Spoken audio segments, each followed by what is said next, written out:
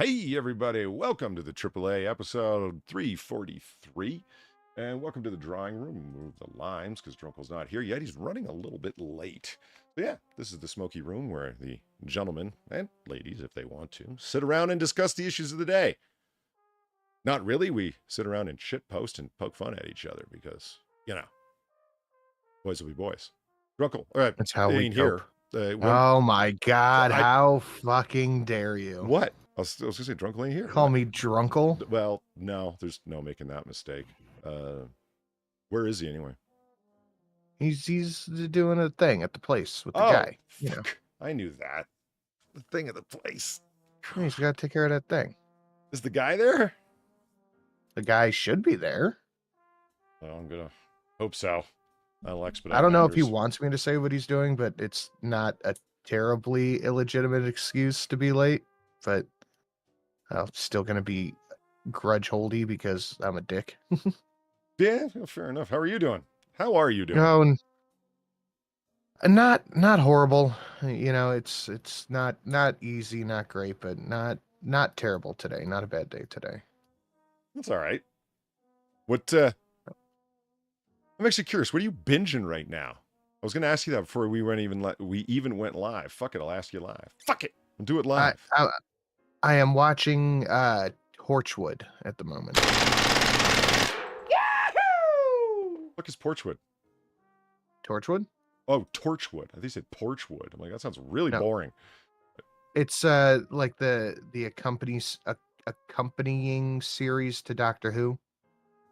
Really? It's not bad. The guy who plays like the main guy in it is a fucking awful actor.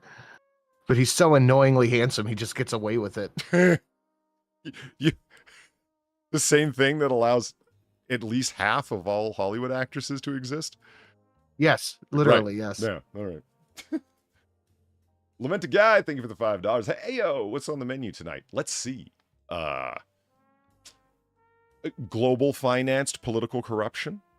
Globally financed political influence. Let's see. What else? Crocodiles, mongoose, cobras. What else do we got? Oh, pythons. A lot of animal stuff, actually, now that I think about it. Sounds like it. Yeah, there's some fun space shit. Some shit to follow up on what Sin and I were talking about in terms of gun fun from Monday. I came across that, and I'm like, oh, no fucking way. Let's see. What else? Ooh, some lower ordered, not global, but still really interesting racketeering crime shit, because that's always interesting to me. Because that is interesting. I'm strange like that. I always love when the street level guys, commit a crime and get arrested, and the higher level guys are like, "Whoa, we had no idea." Right, you're the legitimate ones that this crime couldn't exist without. But charges for you? No, you had no idea what was. Stories like that make me laugh in the fuck me kind of way. You know what I mean? Why is my mic volume so low? What is happening? Now, some people will literally always get away with it, no matter what. Yeah. I mean, some people will claim that it's, I don't know. Oh, it's deliberate. That's how they set the system up. I don't buy that. I think you want to be that guy. You know what I mean? You want to be the facilitator, not the actuator.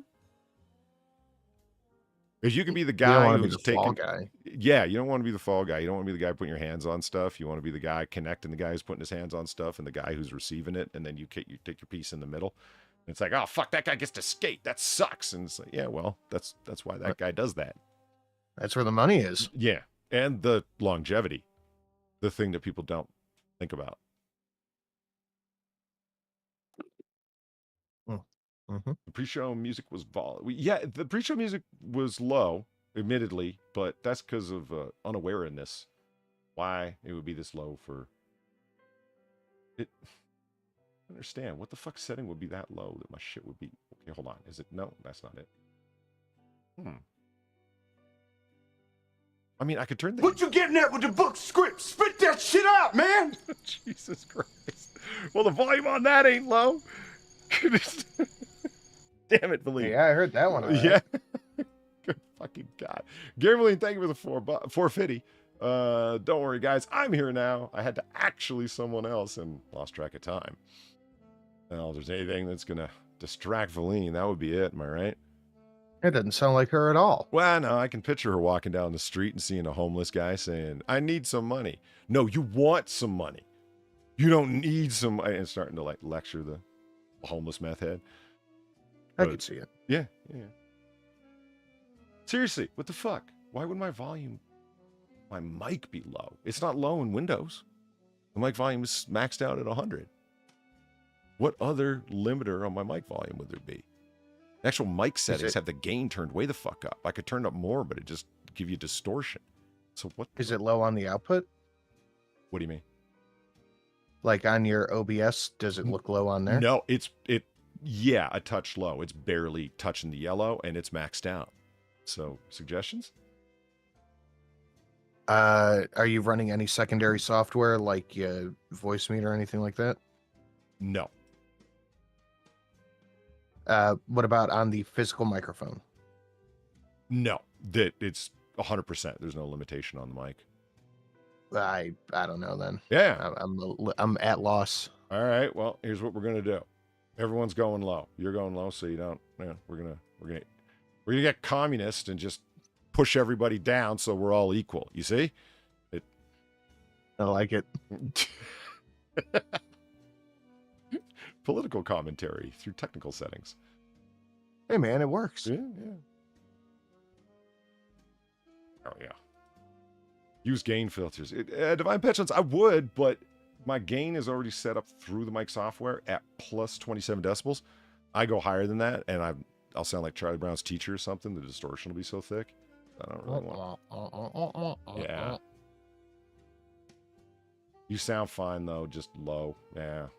All right. Well, I apologize in advance for those who, have to put up with the low tones. Okay. So anyway, how long is a porch light?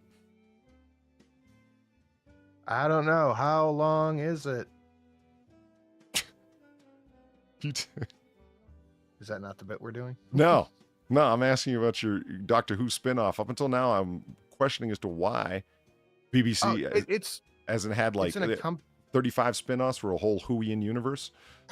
No, it's the accompanying show with Jack Harkness and that whole little group. It's not bad. I'm like kind of watching it, I guess. Just backgroundish noise. I don't know. It's fine. I don't mind it. Doctor Who is getting a little samey for me, but I'm gonna power through at least one more season to test the waters on Matt Smith. All right. Well, when you get sick of that, I'm gonna hit you with the link right now. Here is the complete robbery homicide unit on YouTube. The complete one season series. You should watch. I am on the lookout for a link. Well, it's coming. It's coming. Little Miss Hot Pants, hold on. Where are it's you? Mr. Hot Pants. I'm sure you're listed here somewhere. Fuck, where are you? Were you saying? I just sent you a message to go right to the top of the list. Thank you. I appreciate that. All right, there we go. There. Okay, that's episode 8, but that's the channel where it's got all of them. There you go. Did you see the picture? that was nicely. Yes. All right, that's perfect. I threw that together since you mentioned it. That's good. Listen to that before we went live. We're talking about this little thing we want to do on Friday, and I said, you know what you should do. And I said this. He goes, yeah, that's what I had in mind. I said, yeah, make it as cheap as possible. And like in the last 5 minutes, he put together a background. It's like, chef's kiss. Perfect. It's so perfectly terrible. Exactly. When you said a cage, I didn't think that's what was going to happen. That's good. That looks significantly British enough. And it makes sense for him particularly, right? Like it. Mm-hmm. Yeah. Now he'll know the pain he subjects them to. Yeah, I know. We're not making any sense. It'll be fine. It's fine. Wait till Friday. You'll figure it out. Yeah, it's called hype in the audience. How do you write women so well? I think of a man, and I take away reason and accountability. Hell yeah, you do. Game Blaine, thank you for the 350. You could turn down the Streamlabs. Then people in chat can use their volume controls to choose their desired hearing damage. Are you trying to say my Streamlabs are too loud, Valine? I think that's what you might be getting at. But how the hell else do I make people shit their pants over? Woohoo! You know, all right, fine. We can choose their desired level of hearing damage. All right, you know what? People are giving me shows to binge watch in the chat. I think I'm gonna try out Shameless after this. Now, what's that about? Drag shows It's of children? no, different Shameless. Oh, okay. It's a rip of a British comedy with like William H. Macy and all that about a particularly white trash family, from what I understand. Okay. It's supposed to be a comedy drama, so I might give it a go. All right. Give it a you. A comedy drama. So you're sick of good television, so you're opting for that? What? The novelty of it? You know, yeah, I think so. I don't know what else to watch. What movie is that from? I do want to get into what's that fucking show you always talk about? Star Trek? With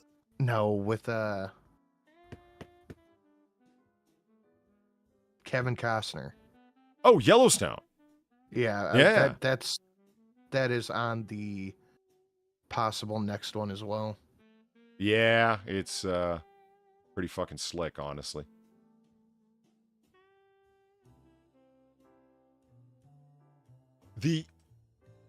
Okay, so I got into a certain point at like the newest season, right? I finally like watched it through, and I didn't binge watch it exactly.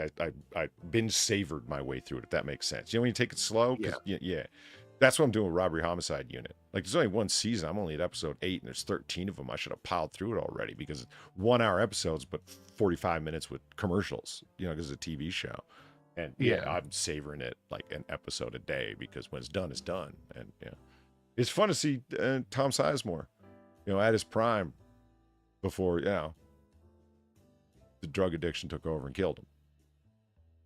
I'm not trying to be funny. That's just shit. It's tragic. It's what happened. But way to bring the mood down. Well, shit, man. Like, it's, you know, it does make you realize why he was able to, why he did some. Jesus.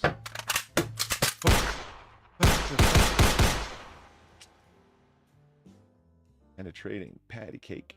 Thanks, Steve Dave, for the $7. I know it's been a while since we heard the other donos, but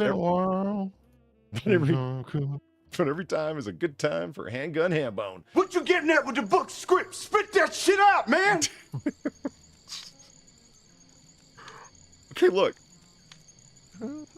Have you ever been burned by your own donation? I don't know what that. Yes, I invented the shut up. Yeah, but the shut up doesn't get you. It gets drunkle 95% of the time, man. It usually works out. Because he's always talking. It's just the numbers. Come on, you understand permutations. These are the odds. Yeah, fair enough. I honestly didn't think I was going to turn out that way. I had no intentions of it turning into my shut up, but there it is. Fucking hell. I was doing it for the face Robert Downey Jr. made. I just spit that shit out, man. Did I tell you I finally watched Natural Born Killers? Did you? Come on, let me read these because I want to hear what you think. Hold on. Steve Dave, thank you for $7. I know it's been a while since we heard other downloads, but every time it's a good time for Handgun Hambone. Let me do this one now because people will inevitably do so. Check your DMs. Oh, and hit the like button. Yeah, do that. If you haven't hit the like button already, feel free to do so. Lightly tap it, as Omega would say. And go ahead and leave a comment below if you're listening in the future, or feel free to do it now because that's actual interaction. And that's the only thing that matters to the algorithm anymore. They tell us, though I really think they're social engineering the algorithm from the ground up. Have you ever put your cursor into the search field on YouTube and it gives you suggestions? But there's nothing there. Holy shit. Think about that one Yeah. for a second. You just clicked your cursor there. It's weird. Or if you really want to help out the show, you can go ahead and donate if you are not feeling, if you're feeling the sting of the economy lately, as we mostly are, you can go ahead and retweet the twit. That helps us out a lot over on Twitter that I just sent out to advertise to people that I'm doing the show. That way they will see the show's going on. And yeah, that's awesome. Gamer Valine, thank you for the 450. I will spit that shit out. Oh, I don't actually care. I'm trying to solve autism, but that's all I could come up with. She's an ambitious lady. Trying to solve autism and operating online. I mean, it's a target-rich environment, I'll give you that. But shit. Okay, so you saw Natural Born Killers, the self-described most expensive student film ever made. What did you think? I think I might offend you with this, but it was fine. It's out there, man. It's not the... Yeah. It was jarring in the way that it was directed. Mm-hmm. I guess would be a way to put it, because you have one very stylized scene and then you immediately jump to the next stylized scene, and it kind of pulls you out of the narrative. Yeah. Like, wait, what is this? What happened? Why are there people in the walls now? Where did this come from? Right. It wasn't bad by any stretch. It was definitely worth the watch, but like, it wasn't amazing either. I remember some of the jarring things you're talking about, like when Mickey goes to Mallory's house to get her, and all of a sudden it changes to a sitcom from the 60s or the 70s. And, Laugh track and everything. Like, that was very, very weird. And Mallory's father is a fucking, oh God, an incestuous rapist played by Rodney Dangerfield. How fucking freakish. Yeah. Oh God, man. Like, and the thing that got me the most was like where they were in the prison. That was like the most consistent bit, I think. But then it immediately shifts to this. Oh, you see like the TV playing in the background, and it's playing clips of their lives that we only saw, that the news couldn't have seen. Yeah. But like, it wasn't bad. It's not a bad movie at all, but it's not a great movie either. Well, the whole, I think, not trying to get too film student-y with it, but the whole point in the whole film is that what you know of anything that isn't directly within your field of view of that sort is fed to you by news entertainers. It's like, so we saw things that we could, everything that you know of everything is filtered through television. So that's why everything is presented in a television manner. Like sitcoms, like news entertainers, like Wayne Gale, the Geraldo Rivera from Australia. Tell me you didn't enjoy Robert Downey Jr. That was my favorite character in the whole movie. Absolutely, right? He's just so over the top, not even holding back anything, and Oliver Stone behind the camera pushing everyone to go further, and it's so obvious too. And he starts shooting motherfuckers. It's great. I'm going to involve myself in the prison riot. Yeah, why not? I mean, that was Rivera, right? I'm going to be of the story. Well, next step would be what? The other thing that took me out of it was you could really tell when they use bits that Tarantino wrote. Mm-hmm. Yeah. Because I know Tarantino's a hot button issue with a lot of people. I really enjoy his movies just for the dialogue, if nothing else. But like, you can really tell when Tarantino wrote a scene, or how a kill happened and Tarantino wrote it. Yeah.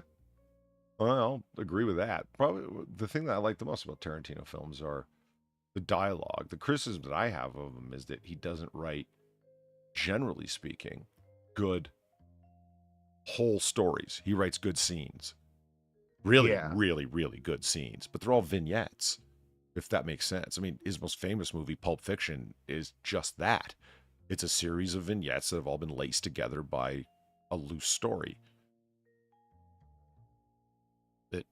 Those stories really aren't connected except for this really thin line running through them all. Yeah, it's it wasn't a bad flick. It was worth the watch, but I don't know if I'd be falling over myself to watch it again. Yeah, don't get me wrong. I have seen it a number of times, but it was over a good while. You know what I mean? Like once I've seen it, I am good for quite some time. It's Yeah, it kind of comes across like that kind of movie. yeah. Oh yeah, seen that yet? It is worth watching to see what would happen if you were to give a film student, $75 million to $100 million budget. What would it look like? Well, if you want an idea, go watch Natural Born Killers. Remember the And okay, I don't think Mallory was that hot. I'm gonna throw it out there. Juliette Lewis? Yeah. Yeah. Oh fuck! How great was Tom Sizemore as Scagnetti, the detective? Oh, phenomenal. He's so for those who haven't seen it, Tom Sizemore, who we were just talking about, Romney Homicide Division. This was years back, but you can see the kind of fucking adrenaline junkie dude he is. Like this guy ended up tending towards stimulant drugs in real life that ultimately ended up, unfortunately, causing an aneurysm and killing him. Like that guy, that's pretty. It's not hard to believe that this guy would be. He is an adrenaline junkie, thrill seeker, right?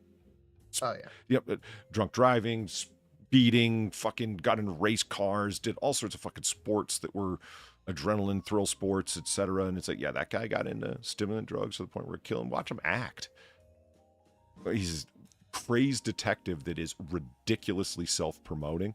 And anyone who's ever watched the documentary notices that there's the same psychologists or detectives that come up in all of them. They just love talking about themselves. Remember his book was called Scagnetti on Scagnetti? Yeah, it was a book about himself. Yeah, he wrote his own book about himself, and it was just about analyzing himself. Like, holy shit. Great stuff. Remember the scene of Mickey sitting in the hotel room just talking to himself, and he's changing channels, and the windows suddenly become replaced with imagery that you would see on different television stations at different time, nature channels, fish swim by. They went through the trouble to put up, those aren't put there by green screen. Those are photographic plates that are up there, and they're being projected from behind the set. Really? Yeah, and the camera, it's not the camera that's tilting. The camera's stationary. They're tilting the wall behind Mickey. And it gives it a more realistic effect because the shadows all move at the right time. Bizarre. And I would listen to the director's commentary just to hear about the making of this film, and it's just story after story after story where Oliver Stone said to his people, throw every idea you have at me, everything. Used every form of film known to man, VHS, Super 8, 30 mil, 72 mil, you name it, fucking handheld camcorders. And that's part of the jarring thing that you mentioned. It's the film look and feel and texture keeps changing. Why not? Because they're out of their fucking minds. That's why not. Remember the scene when they're out in the desert and Mickey encounters the fucking goat for no reason with 3 horns and then makes it off to the Indians' teepee? Like, what the fuck is going on? That whole scene was odd. They were all high on high on shrooms, including Stone. The one snake shows up and then a million more just appear. Like, what the fuck is happening? It's supposed to be. I wouldn't have picked this up, but this is what happens with film students, right? During the commentary, this was Stone's explanation. It was all supposed to be biblical imagery. He encounters the sheep, the shepherd, very Old Testament-y biblical image, and Mickey follows it, and then he's being attacked because he is he's the evil. They're trying to get rid of him. They sense the evil, and the whole world comes out to attack him. That's how he ends up at the supermarket trying to find the snake juice, the anti-venom, where he eventually ends up getting arrested, and it recreates the Rodney King scene. Oh yeah. And that his whole arrest was just, again, if you think about that movie, like all of this is just television is poisoning your brain, and everything you understand about the modern world, 50, 60, 70% of it has come through television and all filtered through that lens. And it's, what are they saying about it? Nothing more than just that. The inherent lens of television is going to distort the way you understand and see the world. I could see it. Yeah.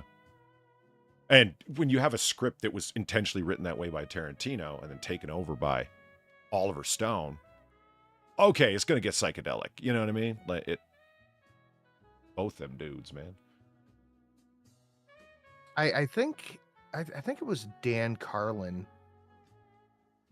I'm pretty sure I'm gonna mess one of these names up here, but I think it's Dan Carlin who has just this insane beat. Oliver Stone did the documentaries, didn't he? Of the what? History of America? Which documentaries are you talking about? Did he do documentaries? Is that who I'm thinking of? Oliver Stone? Yeah. Docudramas. The only documentary series that I know of that Stone did was The Untold History of America, like an 8-part series. It might have been that one, but Dan Carlin, who's my favorite, I guess you could call him historian in like the loosest definition. He has a massive beef with Oliver Stone, and it's always interesting to see stuff that he does and look at it from the perspective that Dan Carlin has, that Oliver Stone's a dirty fucking liar. There is, okay, you know what? There's the other thing. I say this. Oliver Stone serves as a good chaotic force. I don't agree with him on all kinds of stuff. I am a big fan of the film JFK, but a lot of the material presented in there is either outright wrong or disingenuously presented. And that's not there isn't really much of a point in arguing against it. I enjoy the chaotic, blow the one-sided story out of the waterness of what he does. Do you know what I mean? Right. Like his film, Snowden. I went and saw it in theater when it was coming out, and it's to see his film work. It's to see. I really love watching shit as a director because it's got a very particular look to his films, and I really dig it. It's like Spike Lee, completely different from Oliver Stone in terms of his politics, though far more fucked up than Oliver Stone's politics. But Jesus Christ, you ever seen one of Spike Lee's modern films? Good God, is he a good filmmaker? And I hate saying that because his politics are so fucked up. He's such a ridiculous racist. He's not even pro-black. He's just an outright racist. And that's sad. You ever seen 25th Hour with Edward Norton? No. Fucking outstanding film. You'd dig it. It's Inside Man with Denzel Washington and Clive Owen. Heist film. I think at some point I've seen it. Outstanding fucking movie. And it's like, really? That bitter, weird little racist made this? Like, yeah. Yeah, it looks like it too, like in terms of the cinematography and whatnot. It just, yeah. You got to have people like that. You absolutely despise their politics, but Jesus Christ, that guy's a good painter, singer, whatever the fuck. Cusack. Cusack's the first one. Yeah, to come to good mind. call. Yeah, fist bump. I love me some Cusack, but whoo, that boy needs to get out of Malibu, man. You know what I mean? It's a rot in his fucking brain. He literally does live in Malibu too. He's not a big guy for being, paparazzi photographs and talking about his life. And here's the children I adopted from Poor Nation or whatever the fuck. He's not that dude, right? But when he does talk, oh my God, it's real hard to listen to. Musicians, that's got to fuck some people up. Oh God, Roger Stone. Or Roger Waters, Roger Stone. Yeah, like Roger Stone, the guy with Nixon tattooed on his back, that guy, that weird political operator. Who's Walter Stone? Roger Waters? Roger Waters. The guy from Pink Floyd. What are his politics like? Terrible. Really? Anti-Trump, all that shit. Well, I think that when somebody offers some Ben and Jerry's ice cream, it's like, yeah, I know it's good ice cream, but fuck them pinko hippies, man. What the hell? Last time he did a tour here, he had like big banners with Trump's face with the line through it and all that shit. Really? Yeah. Was he just anti-Trump, or was he always talking politics? Like, yay, Obama. I mean, he's always been political. Mm-hmm. I guess of course, fucking Pink Floyd's political, but he was just virulently anti-Trump, anti-Republican, et cetera, just fucking ridiculous. Inside Man is about Soros. I guess I could see that. Yeah, I could. What it comes down to is that it's a bank heist movie. You know what I mean? And there's a lot of heist movies out there. it's like a subgenre. You know what I mean? Some good, some bad. That's an example of a good one. Have you ever seen the Rick and Morty episode on heist movies? You son of a bitch. No, I'm in. I haven't. Oh, now look who decides to show up. Hello, Drunkle. Did you not get my videos, Sin? I mean, I saw it pop up, but I'm doing a show and I'm not watching videos. I was fucking waiting for an ambulance out there. There was a guy who was absolutely fucking zombified, mate. I sent you like 3 different videos of this guy. It was terrifying. Though I'm glad Sinatra knew, so he could tell me. Well, if you download WhatsApp. No, we've been over Oh, this. no. If you download Discord onto your phone, this would be fine. You can just shoot But I me a don't quick have any- DM and then I'd know. Sinatra's not your message boy. That's true. Well, no, but also, you're going to love these videos, Sin. I see that every fucking day. Yeah, I mean, it was reminiscent of like you see videos of people just driving through Philadelphia, you know? Yeah, I see that Right, shit just every day out here. Yeah, like everyone was just walking past and driving past. I was like the only one who actually fucking stopped to help. I saw one person drive past and they did the fattest U-turn and come back up the road just so he could film it. You're gonna be on TV. Right? Don't fucking do drugs, kids. But they got him onto a bed and he was fucking restrained and everything because he was like proper fucking. Oh man, it was. I mean, I'm on the phone to the fucking emergency services and they were like, "Okay, and can you ask his name?" I went, "Bitch, I'm not going fucking near him." Like, I've seen how these films start. Yeah, that's how you get knifed in the fucking tooth. Can you Oh, ask mate, him his no, he couldn't name? even- Why do they want you to ask Yeah. his name? I don't fucking know, mate. They were just asking me questions. They don't speak English and you you guys don't do? I don't remember, like- understand at all. No, I was on the phone to them at the time. I have a Oh, question. Gotcha. I have a gotcha, question. gotcha. Do English 999 workers speak English? Yeah, generally, as a rule. You guys don't remember a few weeks ago when some fucking that kind of thing, like the zombie got hit by a car outside my studio? Yeah. That just happens here. Yeah. I guess, yeah, it's kind of boring news to you, isn't it? It's just that fucking no one really seemed to care, you know? That was kind of sad. But they got him Cleveland into, is one of the worst cities for opiates and hard drugs like that in the fucking How do country. you write women so well?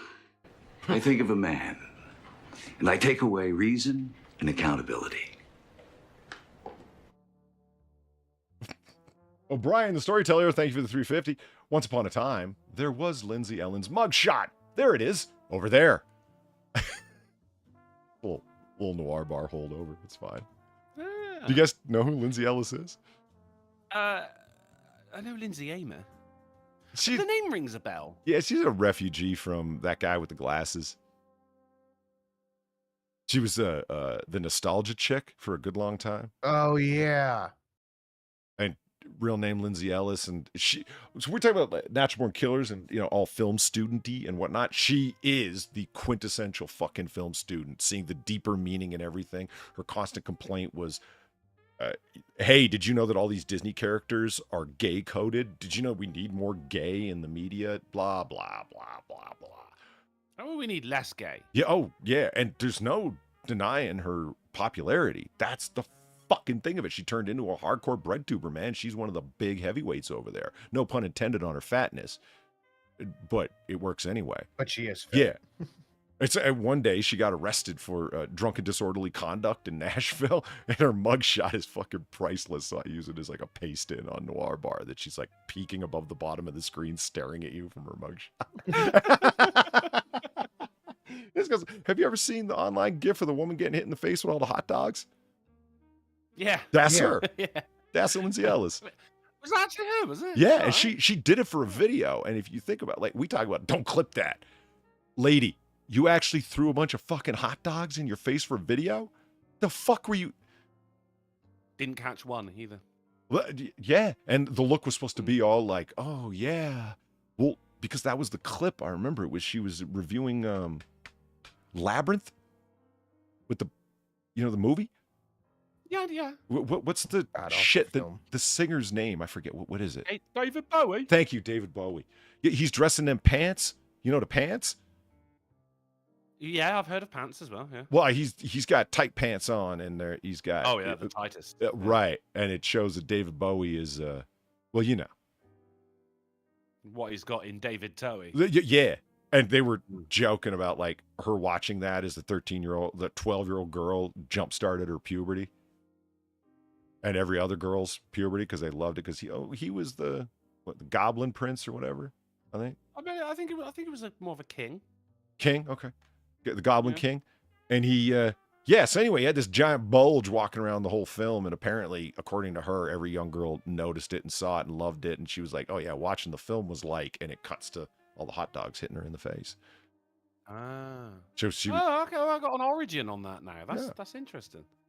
that's the sauce, as the It's kids the say. power of voodoo. Yeah, the Bowie bulge. Voodoo? Yeah, that's right. Hyper dick. Fucking just like, okay, whatever, man. I've only ever seen clips of that movie. The only thing I liked about it, from what I could see from a distance, was the contact juggling he would do with the crystal balls. Remember? Yeah. That just looked slick. But as soon as she started talking about his bulge, I'm like, oh my God, he's playing with balls too. Was there really like Yeah. an undercurrent of strangeness to this film that I would, yeah. The whole film was very strange, and at points genuinely terrifying. What is the point? No, at points. Oh, at points, okay. Generally terrifying. Like when she's falling down, but all these fucking hands, the helping hands, I think they were called. They were fucking scary. And that's not even counting David Bowie's bollocks. Huh. Scary film. And some of you may have noticed Drunkle is already limes on the come in. That's because Festonia on Monday pre-ordered some limes, and there they are. If you'd like to upgrade them to bergamot, well, the $25 donation is below because that's how we do those things. And if you want a little Goku banger, because you get a Goku banger, which is pretty awesome. And that will upgrade Drunkle to the higher class bergamot. And it is an upgrade, Polly. Yeah. Anyone can have lime trees in their backyard. Upper crusty would you want people. Yeah. Upper crusty people, they got the bergamot trees in their backyard. Actually, I don't even understand why people don't have bergamot trees in their backyard. That'd be kind of cool. Nobody wants wrinkly limes. It's not, they're not wrinkly. Those are flavor lines. The kind of thing that you find a lime tree anywhere, but a bergamot tree you'll only find in a gated community somewhere in Florida. Actually, I don't even know where them fucking things grow. I have no idea about bergamot, except The town of Bergamot. Really? I don't know. Well, there is a town of Cheddar. So you could have, There is, yeah, and any cheese that comes from there is actually just like English cheese. I've had cheddar from Cheddar. It was really gross. Really? I don't think it was, meant to be cheddar from Cheddar. It was just some artisanal cheddar from there that was made with whole cow's milk, and it was really fucking mild and super soft, like almost a brie level. Maybe that's like how cheddar's supposed to be, though, because it came from cheddar. Right. It came from the No, cheddar dude. region. And they got better. I want cheddar to be so fucking sharp. It's funny you say that. I used that line in an interview, broke the tension, and got out of one of the hard questions that they ask you, one of the unanswerable questions they ask you in an interview. Like, if you were to name your worst fault, what would it be? I'm too honest. Yeah. Too handsome. But there's the problem, right? Sinatra, excellent. Well, there's plenty of answers, but they're all obvious. Like, I'm way too much of a hard worker. Oh, people tell me I'm entirely selfless. Oh, I'm a workaholic. Perfectionist. Yeah, they're see-through. It's a point. They just want to see how you answer a shitty question. It's a Kobayashi Maru of interview questions. I always like the, what would you say? Nice reference. It was Thank you. a meme from ages ago. What would you say is your biggest weakness? He goes, I'm too honest. And the guy goes, I don't think that's a weakness. And he goes, well, I don't give a fuck what you think. That is nice. They ask me, where do you see yourself in 5 years? Because they want to see if you with the Doing your wife. company or whatever, right? Doing your wife. It'll probably take me that long, but I'll get there. I just want to see if you can say with the company or whatever the fuck, if you got any ambition, you've never even fucking thought about it. Yeah. One guy, a person in the interview actually asked in your me, chair asking a name question. yeah, it was for fucking resident academic thing where you were going to be somewhere for 6 months, and fucking I didn't win that one, but I won an associated one. Anyway, he asked me, so what do you want out of life? a backyard there's and the a answer. full auto sear. Fuck yeah, that's what I want out of Oh, a yes. backyard When range. can you start? No, I thought about it, looked sagely off to the side, and then said, a sharper cheddar. He laughed. I laughed. We moved on. What I want out of life But you is a didn't get sharper the job cheddar. at the cheese factory, did you? It's too, right? Well, you tell him, Steve Dave, thank you for the $1.99. Fuck, that ratio's awful. What did fatophobia fuckers see the world pastry and shadow ban you? Today's show is named Pastry App Mayhem, Drunkle. Seems like some asshats out there want to choke on some pastry wrap mayhem. Smash the like button, dipshits. That's right. That's right. Lamented Guy, thank you for the $5 and the reminder that what I really want in life is a backyard range and an auto sear gun. Random trivia, did you know here in the States, bergamot can also refer to a native mint flower, monarda, aka bee balm? It was used Are in... we getting actually by guide right now? I don't think factoids count as an actually. He's not saying you're dead that's the wrong about it. He's definition. saying another name is. Did you? That's true. You know, it's That's true. it's additional trivia. Pum like big drums. Yeah. That's me in your backyard.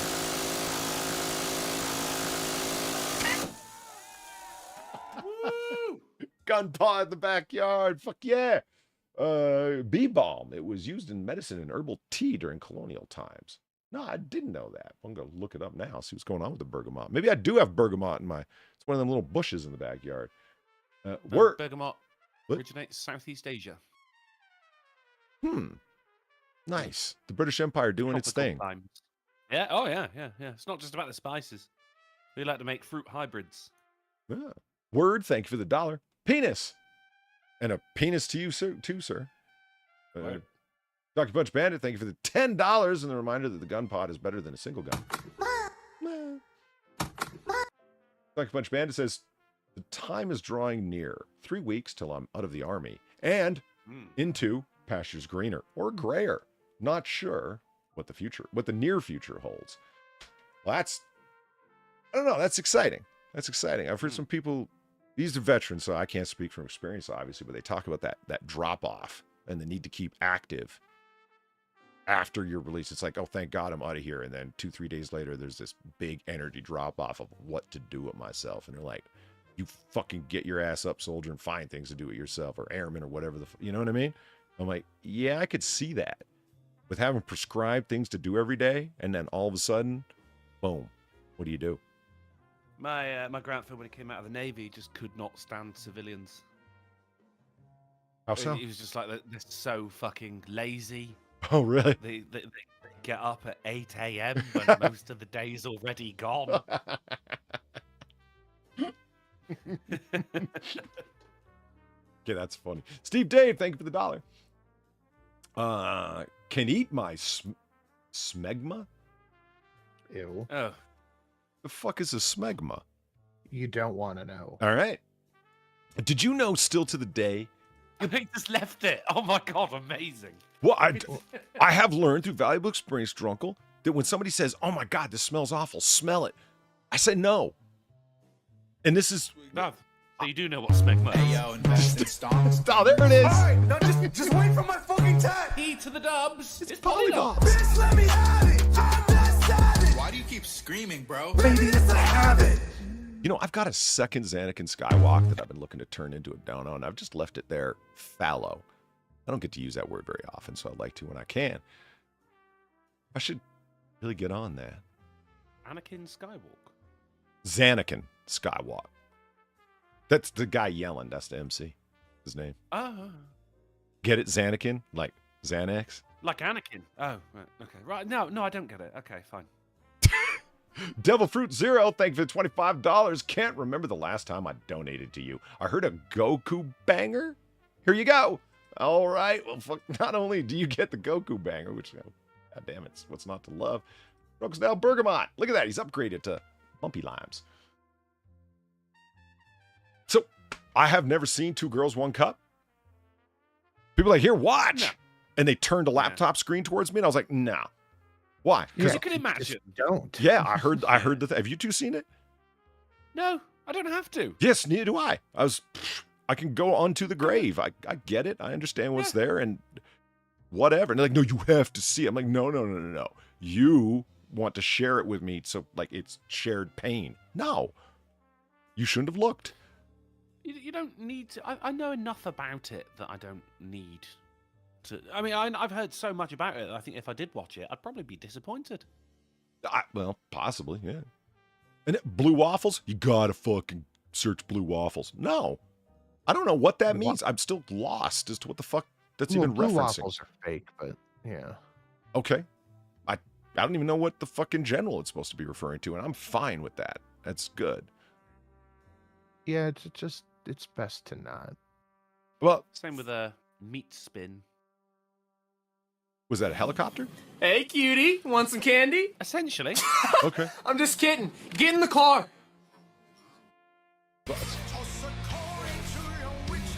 Nice mix.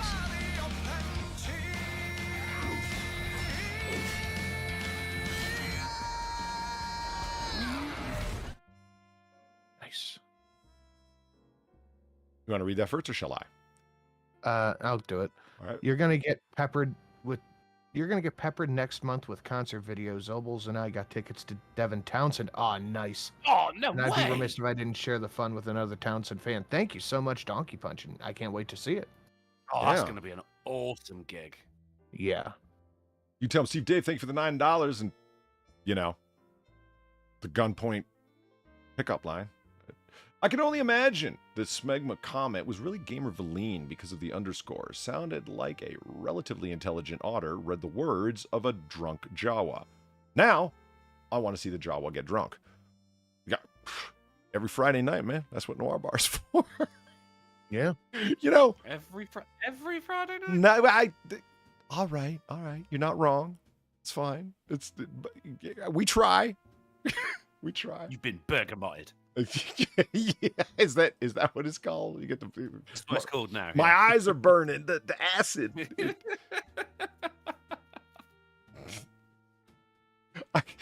When I'm watching Yellowstone, you were talking about that. I yelled at the screen at least once an episode. You just got Duttoned. Whenever John Dutton will do something or say something or whatever to someone, and they'll have this look on their face like, what the fuck was that? I'm like, yeah, you just got Dutton, dude. That's done, bitch. It's like getting Columboed, isn't it? Yeah. He's walking away and he goes, just one more thing. Like, oh, boom! You got Columboed. You thought you were free and clear. You I fool. did that during Natural Born Killers. I was like, when he said it, I'm like, yeah, he said the thing. I was like, whenever I'm watching anything and they say the title of the thing that you're watching, I go, ah! They said it! Is there an echo in here? Mm-hmm.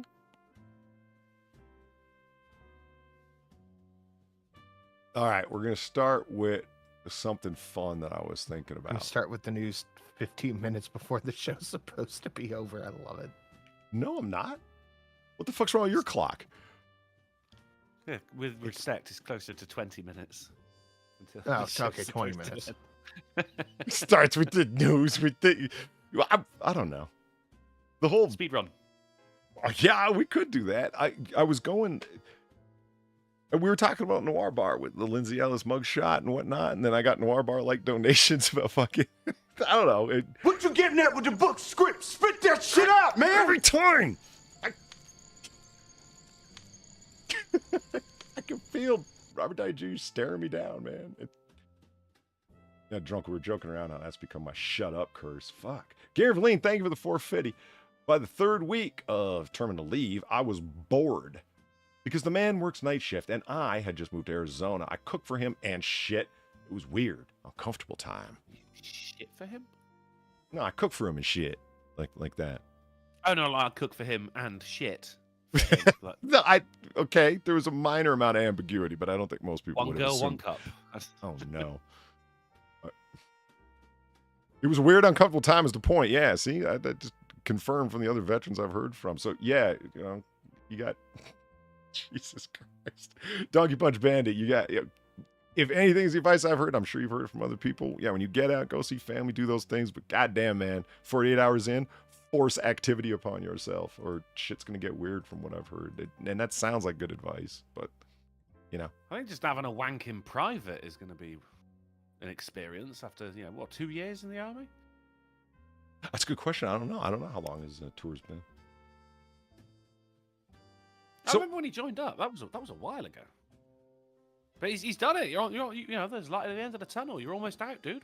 Glad to hear it. Hope you had a good experience. Learned a lot about yourself. It was about the armies you made along the way. Yeah, right.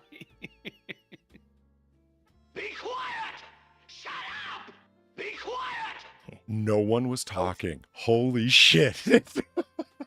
And what's funny is Steve Dave said, wow, Sin, you're right. He really doesn't shut up, does he? Usually not. Is it me? No. Me. It's funny. I got a donation just for that at Nick Ricada, right? But it's play a little bit of the video, pause and talk about it. Play a little bit of the video, pause and talk. That's people get annoyed with that, and it's like you can watch the video clips on your own. You don't need to be here. Some people get annoyed with that, and I don't understand why you're even here then if that annoys you. Do you know what I mean? Sin, you of all people, for Christ's sake, you do Tucker Tuesday. Oh yeah. I heard Ricada say that live, and I'm like, oh, that'd be a good donation. And then 2 days later, you're like, hey, check this out. But yeah, went full rock image with the fucking distortions and the laser eyes and whatnot. Fuck yeah, Ricada deserved it. He let that guy have it live properly. It was polyrack quality. Yeah, because the guy was a real fucking prick about it. Why don't you just shut the fuck up and play the clip? That's what we're here for. Odd comment to make. And you know what? Honestly, that's the one thing. I've been doing my best not to get annoyed with chat and shit that goes on in there and just focus on what I'm doing. But that's the one thing that still kind of gets me is when somebody And no, I don't pops ever up and fucking goes, stop talking. If you don't like the commentary, just go masturbate to the video by yourself instead of masturbating to my words. Okay? Fuck off. There it is. Gary, thank you for the $8. No, the cooking part was weird. Do you think I cook? Also, Donkey is married. He'll have his wife to assist. Oh. Or his wife to drive crazy. Because he hasn't been around, and now he's around, and you'd be following her around the house going, what are you doing? What are you up to? I'm bored. Can I help? What's happening? Fuck off. Yeah. You're going to do it like that? I hate that. Are you sure you want to do it that way? Look, bitch, just say what you fucking. One time, we were going out on the town. It was ages ago. My friend he looked at me and he just went, "Are you wearing that?" I went, "Yeah." And he went, "Yeah, it's nice." Well, you fucker. I really think if you wanted to, honest opinion, you could be like a TikTok master. Because short form shit like that, it's like, are you wearing that? It's the Britishism and the way you said it, whatever. Globally, that would be funny. People would watch. It's the emphasis. Are you wearing that? Exactly. That's not an American anywhere cadence but English. And to do it in America, you have to be like, is that what you're wearing? Yeah. And Are you wearing that? It doesn't sound as. It doesn't have the acid to it. It doesn't bring the heat the way it's said it in American. No, it's just the inflection you use, because I've pulled that out a couple of times. Like, are you ready? Yeah. Is that what you're wearing? Are you sure? and then you kind of have to like look and give the side. I go, is that what you're wearing? That video clip, what I did to Ricada there, is an attempt to recreate your. Is it Josh Hawley who's talking at the time? Where the screen goes distorted, the fucking. Oh, Matt Based. Yeah. There you go, Matt Gates. Yeah, that's the one. That was my inspiration for that clip. It's like, what am I going to do with it, though? I'm not just going to have Ricada talk. And I'm like, oh, I know. You see what I mean? You see the similarity now? Like, it ends in the same format. Oh yeah. Yeah. But that's what I was saying earlier. Is that I people can call me an asshole, whatever, in chat. I do my best. Media matters for America. Go fuck yourself. Go fuck yourself. That's the first thing I want to say tonight. Hey. But I do my best to not let that shit bother me. The one thing that gets me no matter what is somebody in the chat going, hey, do this. And not asking, hey, can you do this? Hey, stop what you're doing. Bring Drunkle on the show. Hey, I saw this earlier. Can we skip ahead? It's like, can you go fuck yourself? I saw this earlier? Yeah. And Valine sent in a dono last night when someone was doing it. They're like, how about you shut the fuck up? It's getting really annoying. Yes. People ask for me? No, It was a hypothetical example. No one would No, believe somebody it. Yeah. last night said bring Drunkle on the show. and Valine's just like, can you shut the fuck up and let him run the show? And you know what? That's Ham and Beans and Valine are goddamn beautiful at that shit. They say the shit that I can't say or neither of us can say, but they have no problem going, hey, fucking watch it. And the thing that kills me is it's always so concise.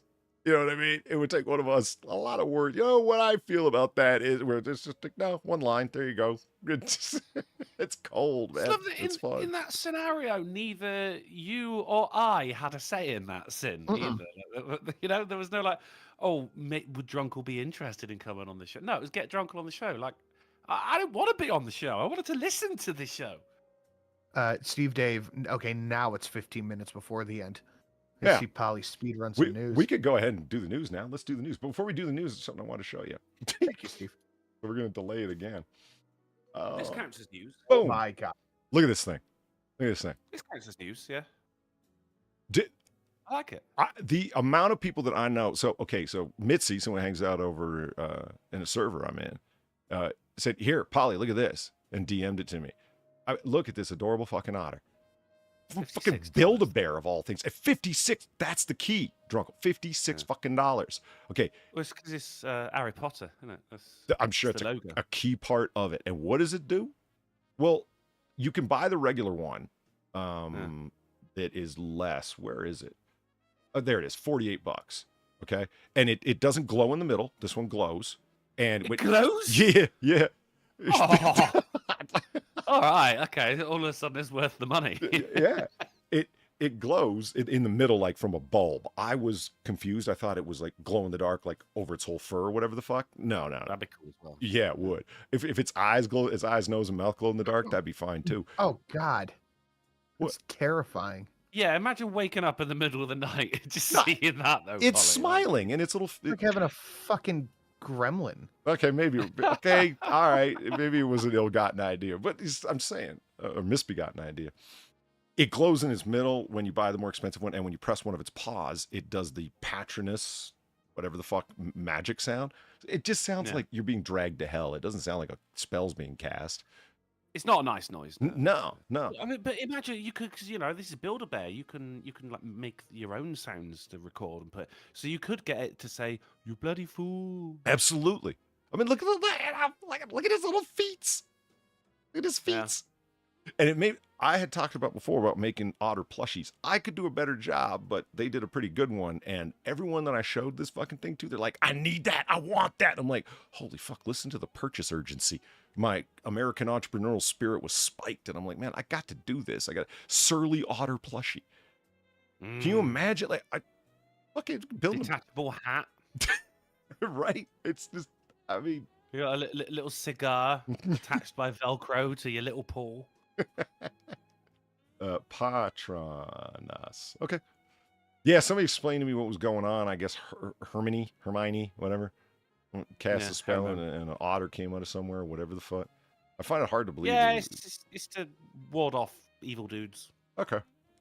My point is, like, I'd love to get up on this, man. There's the mad merch money maker, because they could charge like 56 American, and most of it's like licensing fees, and people are pretty much ready to get it. And I don't think a lot of it actually has to do with the Harry Potter connection. It's just, look at its feet. Like, that's why. It's still feet. It's too happy though. I like my otters, Sir. Right? That's my inroad. You do a SWOT analysis, right? In a three-piece suit and late. That's how I like my otters. But now with that little bit of happiness, let's talk about some of the evil going on in the world. It's true. Supervillains walk among us. make no mistake. George Soros funds nearly $400 million deal to buy Vice Media out of bankruptcy. Oh, George, we were so close. Funny how? How am I funny? I'm funny how? I mean, funny like I'm a clown. I amuse you. What the fuck are you looking at? What the fuck? His little feet. Now, I Polly does have some phenomenal Otter donations. Like, that's just a fact. I'm sitting a butt here. There's a massive butt coming. None of them are the Otter Space Dance Party. Yeah, but mine are all bang for the buck better, though. No way, man. No way. Gamer Valine, thank you for the 1350 and the Joe Pesci Otter. My guy and I are both veterans. Who else would put up with me? Fair point. Also, not the first time I said about how about people stop telling them how to run their show. Right now, it's a thing of yours, no question. If anyone takes issue, go make their own show. I'm a veteran of the meme war of 2016. Build your own internet. Seriously, every time that George Soros' name pops up, it's actual Bond level villainy. Oh, yeah, yeah. Funding DAs to let people off I can't get laws passed? Fine. I'll fund DAs for their election to enforce laws as I would like them to be. He actually found a way around Congress. It's Bond level supervillainy. I think it's Thailand that refer to him as an economic war criminal. Yeah? Which isn't that fucking perfect for him. Like, he is an actual fucking movie villain, isn't he? Yeah. And he even looks like one. He does. There's a reason I put up I said, you know what, I'm going to do it. I'm going to read a speech by George Soros that he gave, but I'm going to do my best Palpatine impression. Right. It's up on my channel, and it's him talking about why Facebook is evil and how it influenced the election of 2016 unintentionally, but nonetheless, and we need to come down on Facebook. And really, it was a attempt of a billionaire to threaten Facebook into smartening the fuck up. It was an obvious blackmail attempt. Like, it's a nice social platform you have here. It'd be terrible if something happened to it. He was on full Palpatine evil emperor level. Right. Yeah. So I read it like Palpatine. It was fucking fun, man. In the other end of things, it's like, it wasn't fun because it wasn't a funny observation. It was all just so appropriate that it lost the humor. Do you understand what I mean? All right, let me suck the humor out of this whole conversation real quick. All right. So my mom had her funeral, and the person, I guess, officiating it, cadence just like fucking Palpatine. Really? In the middle. And I wrote this long, beautiful eulogy and sermon, and he used none of it. But so he's just banting on and on and on. And my brother looks at me and he nudges me. He goes, so is the Death Star operational or not? I'm really confused by what's going on here. And I'm like, that's a good line, though, man. Jesus. I mean, to carry on with the Star Wars theme here, I guess this is going to be somehow Vice Media returned. Yeah, right. He already was a partial funder, as I understand it, of Vice, and they were so badly in the hole and completely insolvent and non-viable. They had to declare bankruptcy because in short order, they're going to default on payments, and once you see that, you declare bankruptcy, right? Bankruptcy protection. And Soros is like, no. And somebody says, funded, not owned. I hear you, it is. It's to fund them. But he doesn't need to own them to direct them to do what he wants them to do. They're already doing that. They already are a global propaganda network. Yeah. You ever notice as well, you got like all the people just, eat the rich, billionaires shouldn't exist and everything. They're talking about Musk. No one ever says anything bad about Soros on the left, do they? Yeah, notice it's like only on Fox News, Breitbart, and for some reason Sky News Australia and weird corners of the internet where you're going to hear Soros-funded DAs. You never hear that anywhere else. And it's a conspiracy theory if you start talking about George Soros. Really? Yeah, yeah. You guys will buy into every January 6th Russia Gate, whatever the fuck. All right, whatever. I've never supported a conspiracy theory that ended up being a nothing burger and cost the American taxpayers millions upon millions upon millions of dollars to ultimately demonstrate it was a nothing burger. I put a bunch of people in jail for things that it wasn't actually commissioned for. It's like, oh, it got one of Trump's business partners, didn't it? Oh, it got a bunch of people that were protesting and escorted by security into the Capitol. Oh, yeah, it nailed them fuckers real good. Is that what you were supposed to be doing? Well, whatever. All right, YouTube's listening. We should move on. Speaking of toys and shit, see, look at this. Look at this. Look at this. Look how news channels fuck you, Sin. We are just talking about this, right? Anyways, what is this video? Bulldogs and shit. Look, remote control gator. You can buy it. Just the head. That's fucking delightful. Look at this. I fucking hate it so much. I hate it. So look, goodbye. Fucking hell. It wouldn't let me pause it. Wouldn't let me mute it. I fucking just burning hatred, Sin. You go through and we were talking about that before the show. You say you mute every fucking tab, but then they reload the video. Yeah. That's why I like before the show, I go through each tab so it automatically reloads, and then I just mute it again. But sometimes it still just pops back up. That video, I opened it, saw it, reloaded the page, and paused it. And after a while of pausing, the script is set to start playing the video again. Motherfucker. And I don't like muting the whole browser because sometimes there's audio for you guys to listen to. You know what I mean? Anyway, enough of my inside baseball complaints. The point is it's just the gator head with a little propeller on the bottom that you can buy. And so it's by remote control, swims around in your little pond. It's supposed to be to ward off animals and birds and whatnot. But I sense prank heaven. Yeah, dude, absolutely. I mean, that's the key. A million fucking practical jokes waiting to happen. Yeah. And people are like, Jesus Christ, what's wrong with you? You just threatened me. It's like, what are you talking about? I was trying to keep the animals away. You should have known it was fake. What the fuck's wrong with you? You're supposed to scare pigeons, not you, dummy.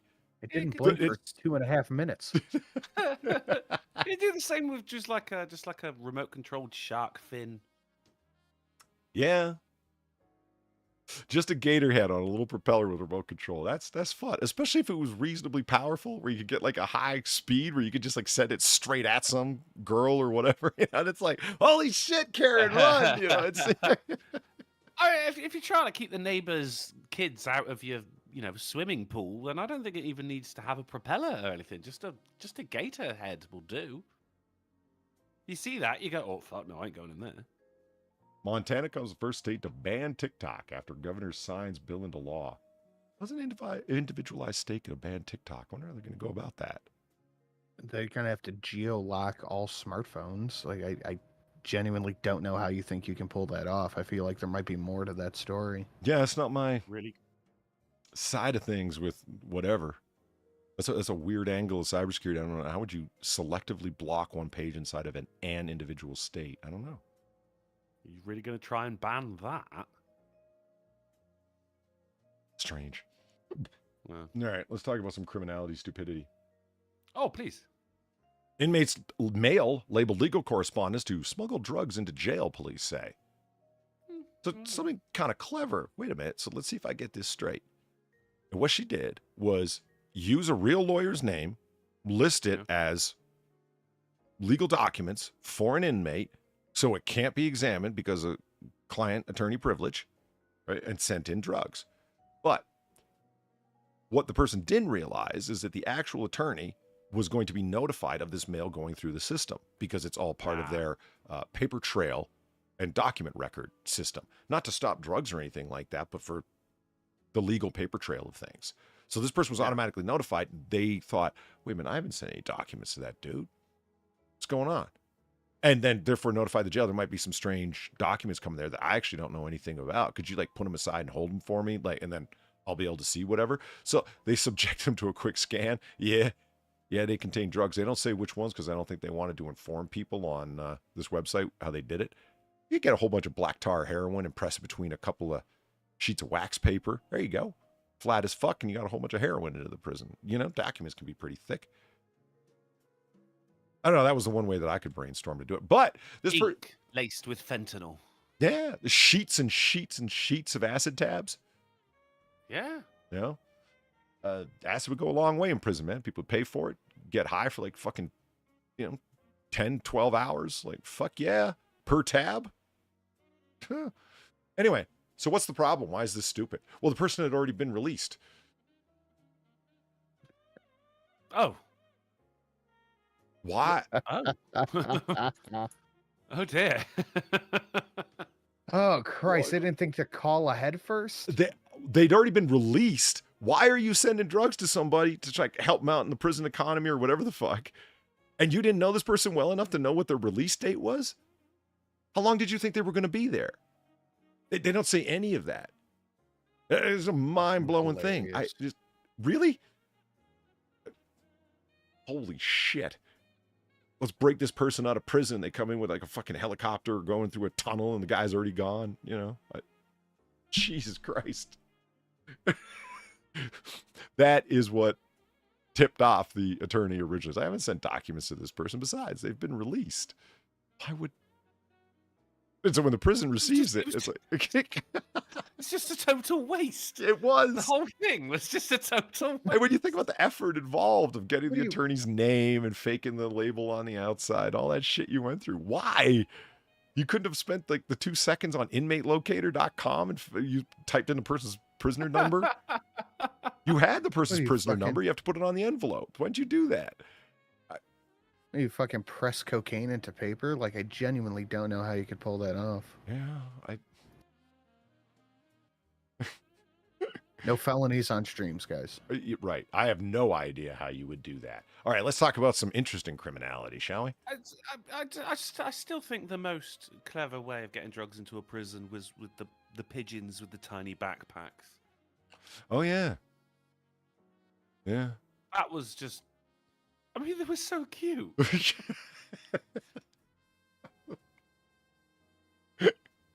think that's the part you like more than anything, honestly. Well, it was the tiny backpacks. Of course it was. Yeah, I don't care what's in them. All right.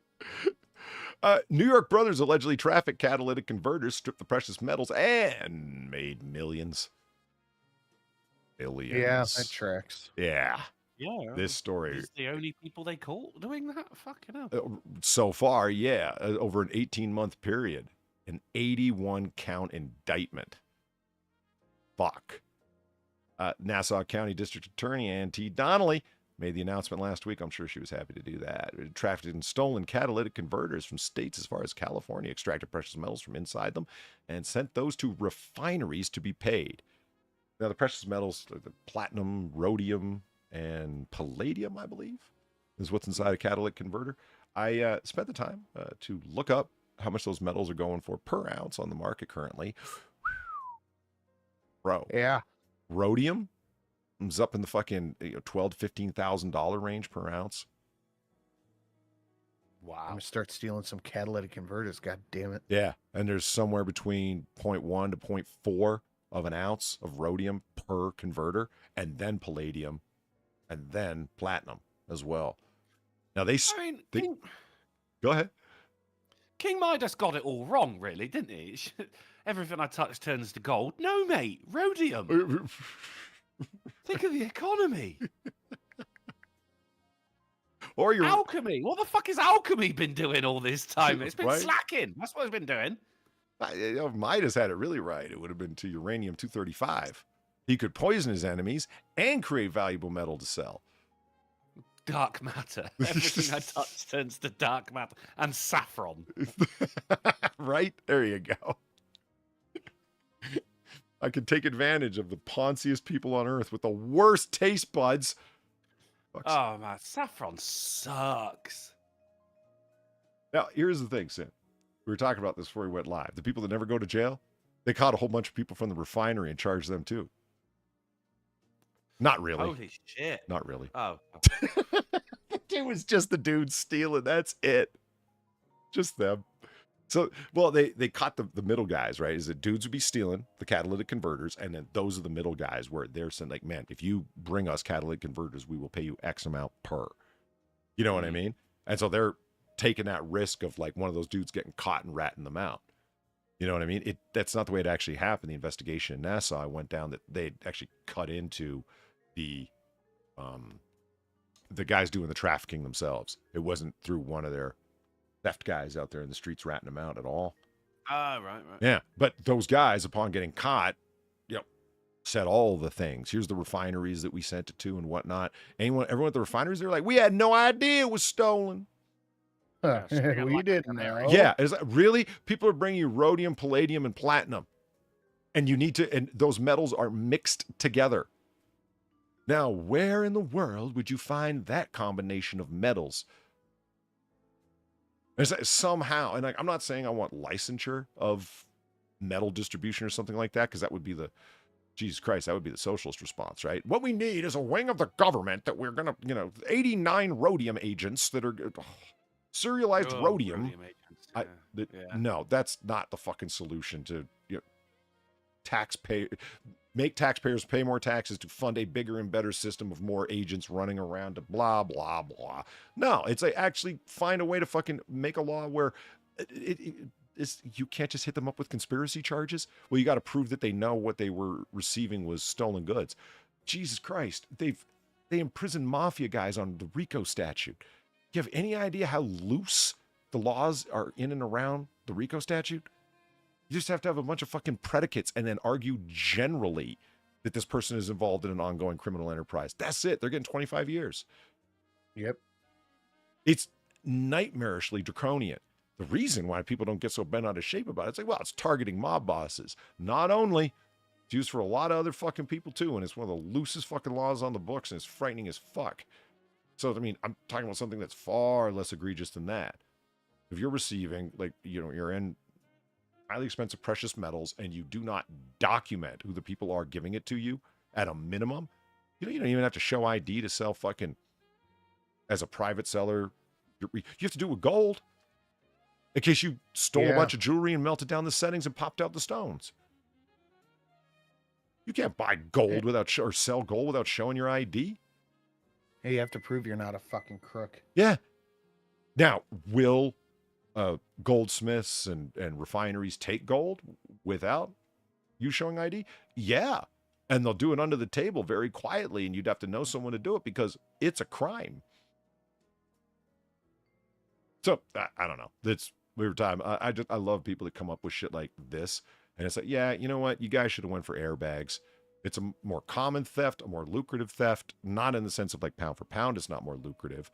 But you don't have to deal with the refinery fuckers. And people at mechanic shops are absolutely willing to accept undeployed new airbags for cheap. Because those things are fucking expensive as fuck. So why buy new ones when you could just buy stolen ones off the street at half the price, which is still a big money maker? The things people are doing for money, it not only is it fucking nuts and what I think is unnecessarily convoluted, but it really shows the goddamn desperate way a lot of people are in right now. Yeah. I mean, these particular guys really definitely seem like some criminal entrepreneurial types, because you have to set up a system to be able to do that and have thought through what you're doing. But the people that are willing to go out there and do all the thefting for them, yeah, you got to be in some kind of position. It is not a 2-minute operation to remove a catalytic converter from a vehicle. Like, you got to go in there with a fucking ratchet, and for the different makes and models, you got to know where the brackets are and whatnot. Like, it's Jesus Christ, you're out there doing that, man? How quick is it going to be before somebody calls because you're prowling underneath their fucking car? Yeah, no kidding. You got one of them ladies on your block that just spends all day looking out her fucking window? I don't think so. Yeah. Sometimes they remain hidden, man. They're behind the curtains, you know what I mean? Peeking through. Rear windowing the fuck out of everything. Yeah. There's busybodies all over the fucking place, man. Calling the cops if they spot a strange car on the street. I remember when cops pulled up to me one time. I got in my car, and I was texting with somebody, and nothing happened of it, but like police pulled up beside me and I did like a quadruple take because I looked beside me and there's two cops suddenly. They're staring at me because I had my window rolled up, so I didn't really hear the car creep up beside me. And I look up beside me and all of a sudden there's like, police car there, two cops just staring at me. And I'm like, whoa, Jesus, fuck, what the hell? And he makes the motion of like, roll your window down. And I remember he goes, what are you doing? I'm like, I just left my friend's house. I'm going home. Where's your friend live? And the questions. None of your fucking business. Yeah, the questions go on and on for just a few minutes. He goes, okay, well, somebody called because this is a strange car in the neighborhood. You seem to be prowling. I'm like, no, I'm not arriving. I'm leaving. And he goes, from that house right there. So like, if I get the number for that house and call, they're going to say that you were there. I'm like, yeah. What's your name? I'm like, Rudiger Dubenstein. I'm like, all right. And I guess they took me at my word or whatever. And that was it. I think they were in the area and bored. Crazy. Yeah. Crazy old lady fucking, oh, there's a strange car out in front of the house. Your house? No, it's way the fuck down the block, but still. I see the lights on. He looks like a ruffian.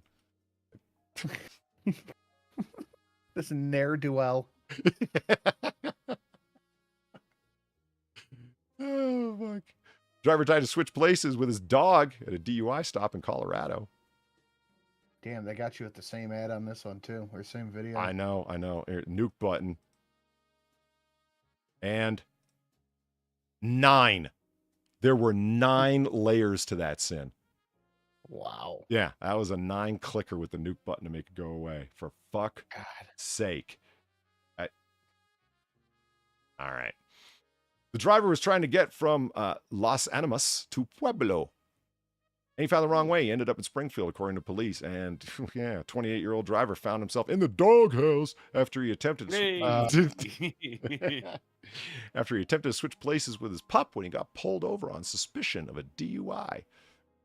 What? Why? What was your end game here, dude? Do you think the police were just going to be like, dog was driving? Fair enough.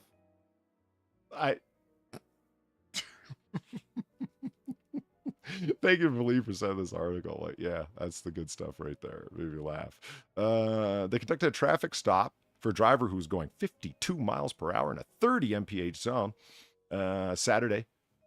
The driver attempted to switch places with his dog, which was in the passenger seat of the Dodge Challenger. The process that Clipful watched as he walked towards the car. Like, oh, wow, you waited the last second. Huh? The suspect. So you just see the guy trying to, like, he gets out of the car, runs around the front of it real quick, and pushes the dog. It's the word attempted as well. Like, he didn't actually manage it. It's like, come on, Fido. Come on, take the hit. And the dog's like, nah, man, I got priors. Right. I ain't going down for you, man. I just should give me that treat earlier. Right? See, Thomas, thank you for the $1. My grandma's done the whole Caldwell hiding thing on a friend of mine, all because he took too long before he went out to get his car. Jesus. The grandma, this isn't fucking, I don't know, Mayberry. You can't be calling Barney Fife to come in and Jesus. So anyway, he did try and take off. The suspect, who had clear signs of intoxication, got out of the passenger side of the car and told the chief that he wasn't the one driving. What's your first clue? When Clipful asked whether he had been drinking, the man tried to run away. The suspect's getaway attempt was cut short about 20 yards from the car when he was apprehended.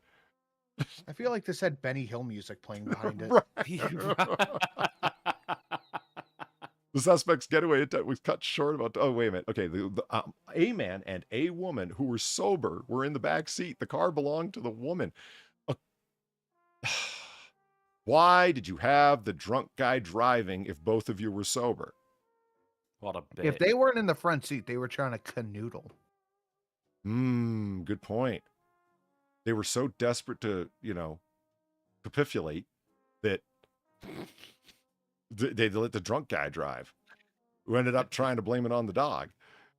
Are we allowing this? Are we capitulate? Are we just okay, we're just leaving it. All right. Yeah. No, all right. Was he driving a Rover? Boo! I don't care if you apologize. That was just... Luna, I was just thinking that shit. Did the fucking car have mystery machine written on the side?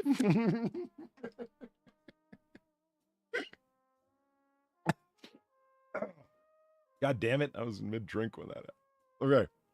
When he got pulled over, did he go, oh, zoinks? Hurry up, Scoob. Get in the driver's seat. I'm wanted for trafficking. And the driver attempted to bribe the police officer with a biscuit. So I'll give you a Scooby snack if you let it slip. You know what he means by Scooby snacks, man. I mean, it's current year, right? We're talking about edibles here. That's Susan Sarandon arrested in New York State Capitol for protesting fair wages. Oh, God, lady, you're 75. What the fuck? And presumably rich as fuck as well. Like, what do you care? To me, that's the whole fucking point of the thing. Like, what? You are doing this for yourself. It's like Amy Schumer being down at the Capitol to protest. Remember? She got arrested and she had the, fight the power fucking fist up in the air or more. That was just her to get some photo ops Yeah, always. Absolutely. I'm down there to protest abortion and blah, blah, blah. It absolutely was for photo. Somebody asked earlier, I forget who it was, do you think that these people actually believe this or they're just towing the line? Towing the line. I think it's a little column A, little column B. No, there's no way they actually believe. I mean, these are fucking outright narcissists, aren't they? Like, you're 100% correct. They are there for the photo op. Generally, you'll see these things happen when they have no work.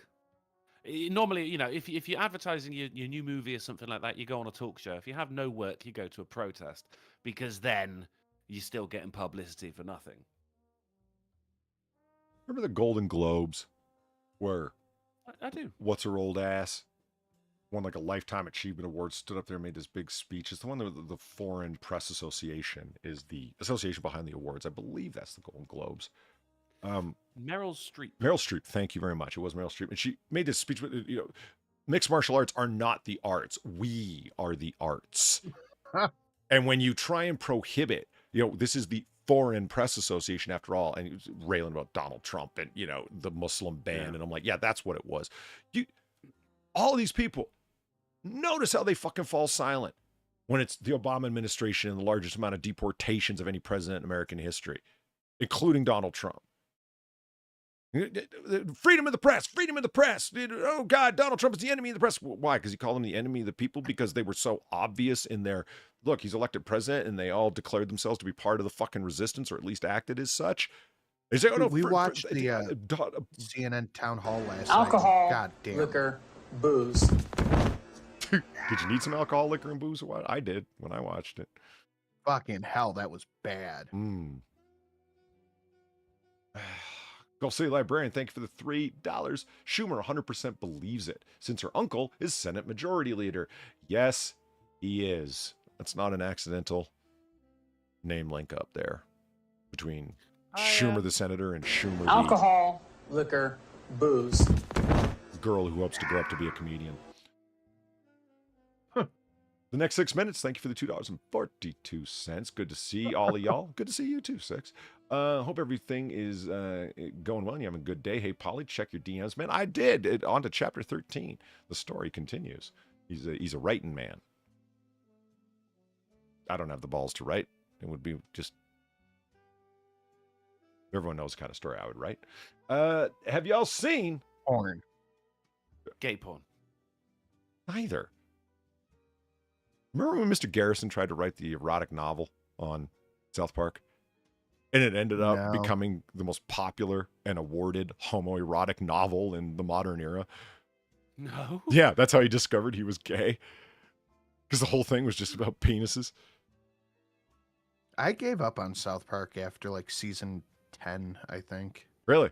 It was before then. Yeah. Because that was, like I said, when Garrison at first started to think he was gay, he started winning all these homoerotic novel stories or awards. To be fair, I only gave up on it because I was just bored. I'm sure it's still good, but have y'all seen the Oh, new no, revolvers from Henry? They're kind of sweet. I may have to add one to my wish list. No, I didn't know Henry was making fucking revolvers. I'm going to have to look into that. German dungeon porn? Is that a thing? I'm sure. I mean, if it's got the word German in it, then yes. Yeah, they are famous for scat porn, no? Germany? Anything that starts with German is real. Okay. Disturbing. Yeah, Susan Sarandon, get a fucking job. Literally. Yeah. You're an actor, right? Well, I guess she's kind of acting here, but that's not what I meant. Moving along.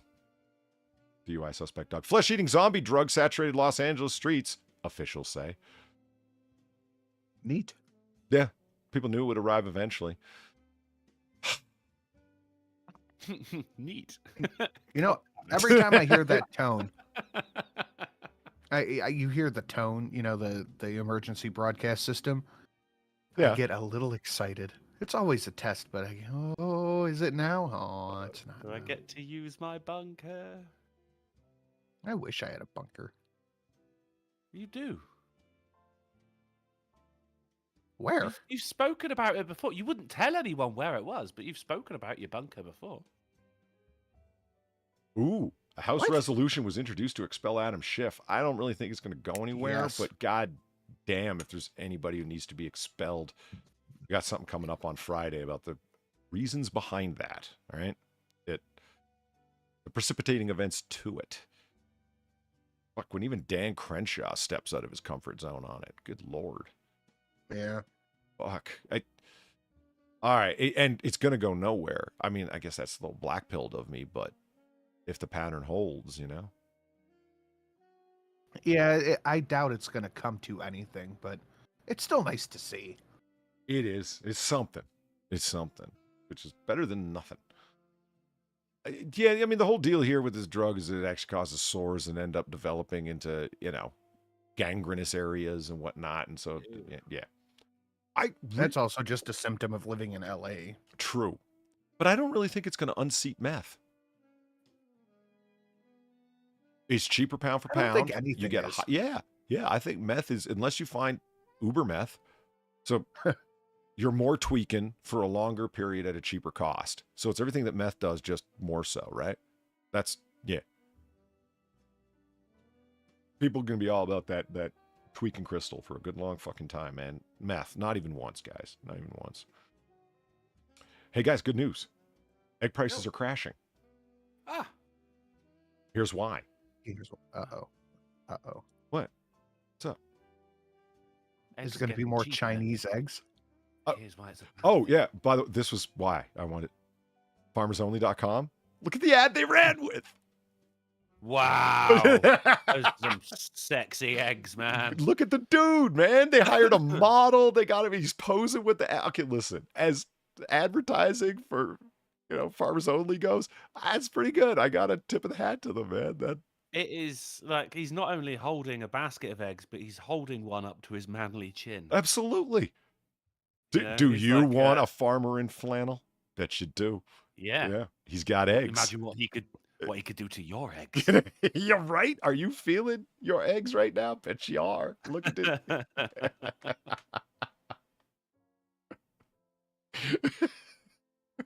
Holy shit. Yeah, the egg prices are dropping because of distribution lines and whatnot. The supply is back on track, et cetera, et cetera. The wholesale prices are set to drop, and it began in late March. Senior egg market analyst Uner Berry, prices in an annual low as of May. No, it's just, you know, yeah, of this year. They describe why they had wiped out a whole bunch of chickens, all seemingly at the same time.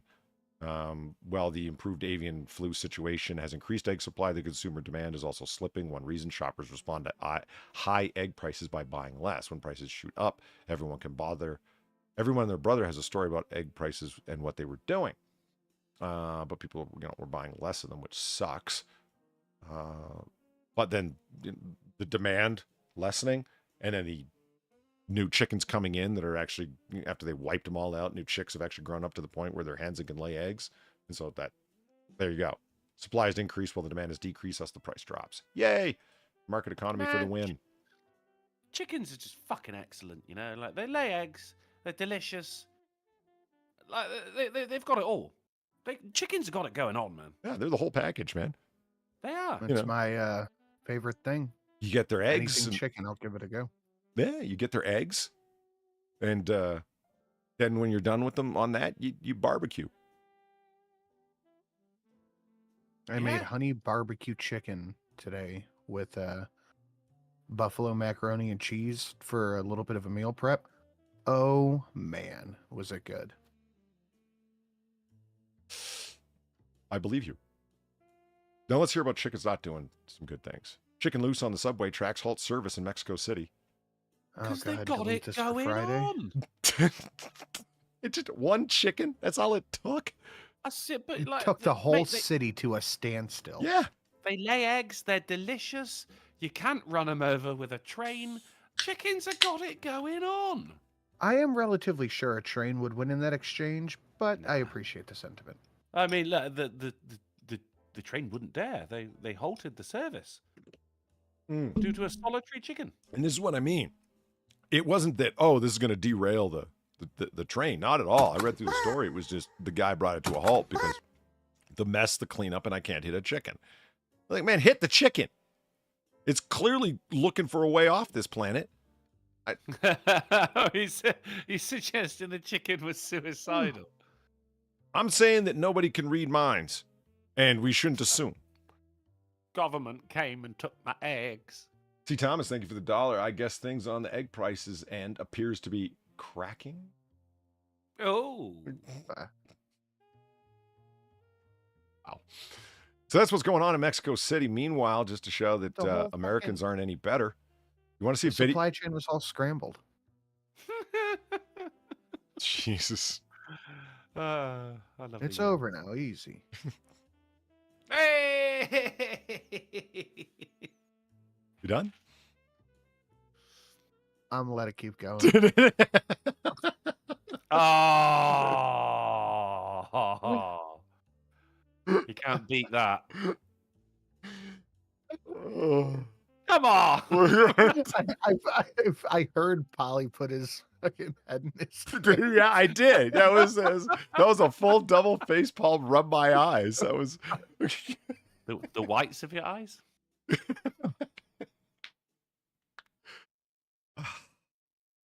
Watch a driver stop on a busy Florida highway for turtle road crossing. It causes multi-vehicle crash. You don't get you don't get to see the crash, but you can see the effects of what happened when a turtle was crossing the road and one dude was like, "No, not the turtle." Let me embiggenate the screen here. Okay, so from his dash cam, right? We're all seeing the things. Watch. He stops. Oh, Jesus Christ! What? Fuck me! What? Fucking psycho! Oh, you can see the turtle. There's the turtle right there. In case you missed that. That's what. Oh, fucking get shit! And he hits him. Oh. And he's he got through the median. So it repeats again. So we'll be able to see this whole thing over. And he's going down. Was this dude just not paying attention? Yeah. Why? Well, no, it's because this guy pulled in front of him, so he swerves, and there's the hit. And then here's at that speed and that mass, you can't really do a lot besides turn. You know. They always say if you see an animal in the highway, do not slam on your brakes. Do not swerve into the other lane. Don't put people's lives at risk for a fucking tortoise. Or a chicken. It's just a shell. Oh, man. Look on the sunny side, guys. He can Damn only it. do that. Good Lord. No, keep him. Lay him on me. This guy is a big, he's driving like a 3500 or whatever the fuck. It's a massive truck this dude's in. I think he does a pretty good job of weaving, all things considered. Oh, yeah. That was anyone hurt? Coached. No, just accident, like just cracking the sides of mirrors and door panels and shit. Like, because the guy, except that truck that gets fucked. Yeah, he did a phenomenal job. Yeah, then. the black truck I think is the one that you can see that gets it gets just swept out of the way, and that's what leads me to believe he's driving a big ass. What do they call the dual wheel, like a dually, that kind of thing? You know, the rear. Oh, yeah, I know what you mean. Yeah, it looks like he's driving a powerful fucking vehicle because he knocks that smaller truck just right the fuck out of the way. Mass on mass, yeah, it didn't have a chance. That turtle would have been poached. And boom, boom, boom, and it looks like he actually drove over the turtle. Over it. Yeah. Yeah. Easy over it. Nice. I already said that one. And I Yeah, said you poach also said twice the too, poach and one nobody twice. Yeah. Nobody paid attention the first time. I thought I Uh, have to put it out again. It was hard to beat. That's true. Wow. Okay. Good move on.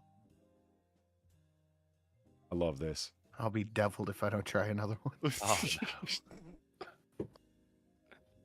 Come on, we need to move on to more hard-boiled news.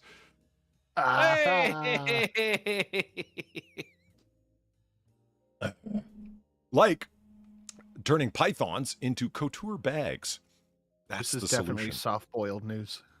You could hear, I could hear him smiling as he said that. Yeah.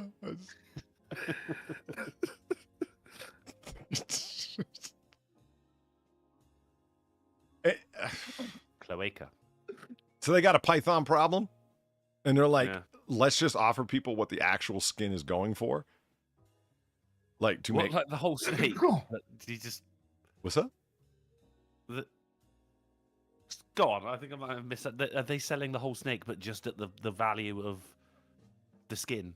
Well, yeah, the idea is to facilitate the deal, right? Like, okay, like the state government comes out and they're like, you know what? We got a rabbit problem in this fucking county. We're gonna offer whatever, $5 a tail, yo. $5 a rabbit foot. Go. You know what I mean? And it's like, how many tails do they get? Like, well, now there's an incentive, and it's there. You go. Oh, excuse me. So you got a. Jesus Christ!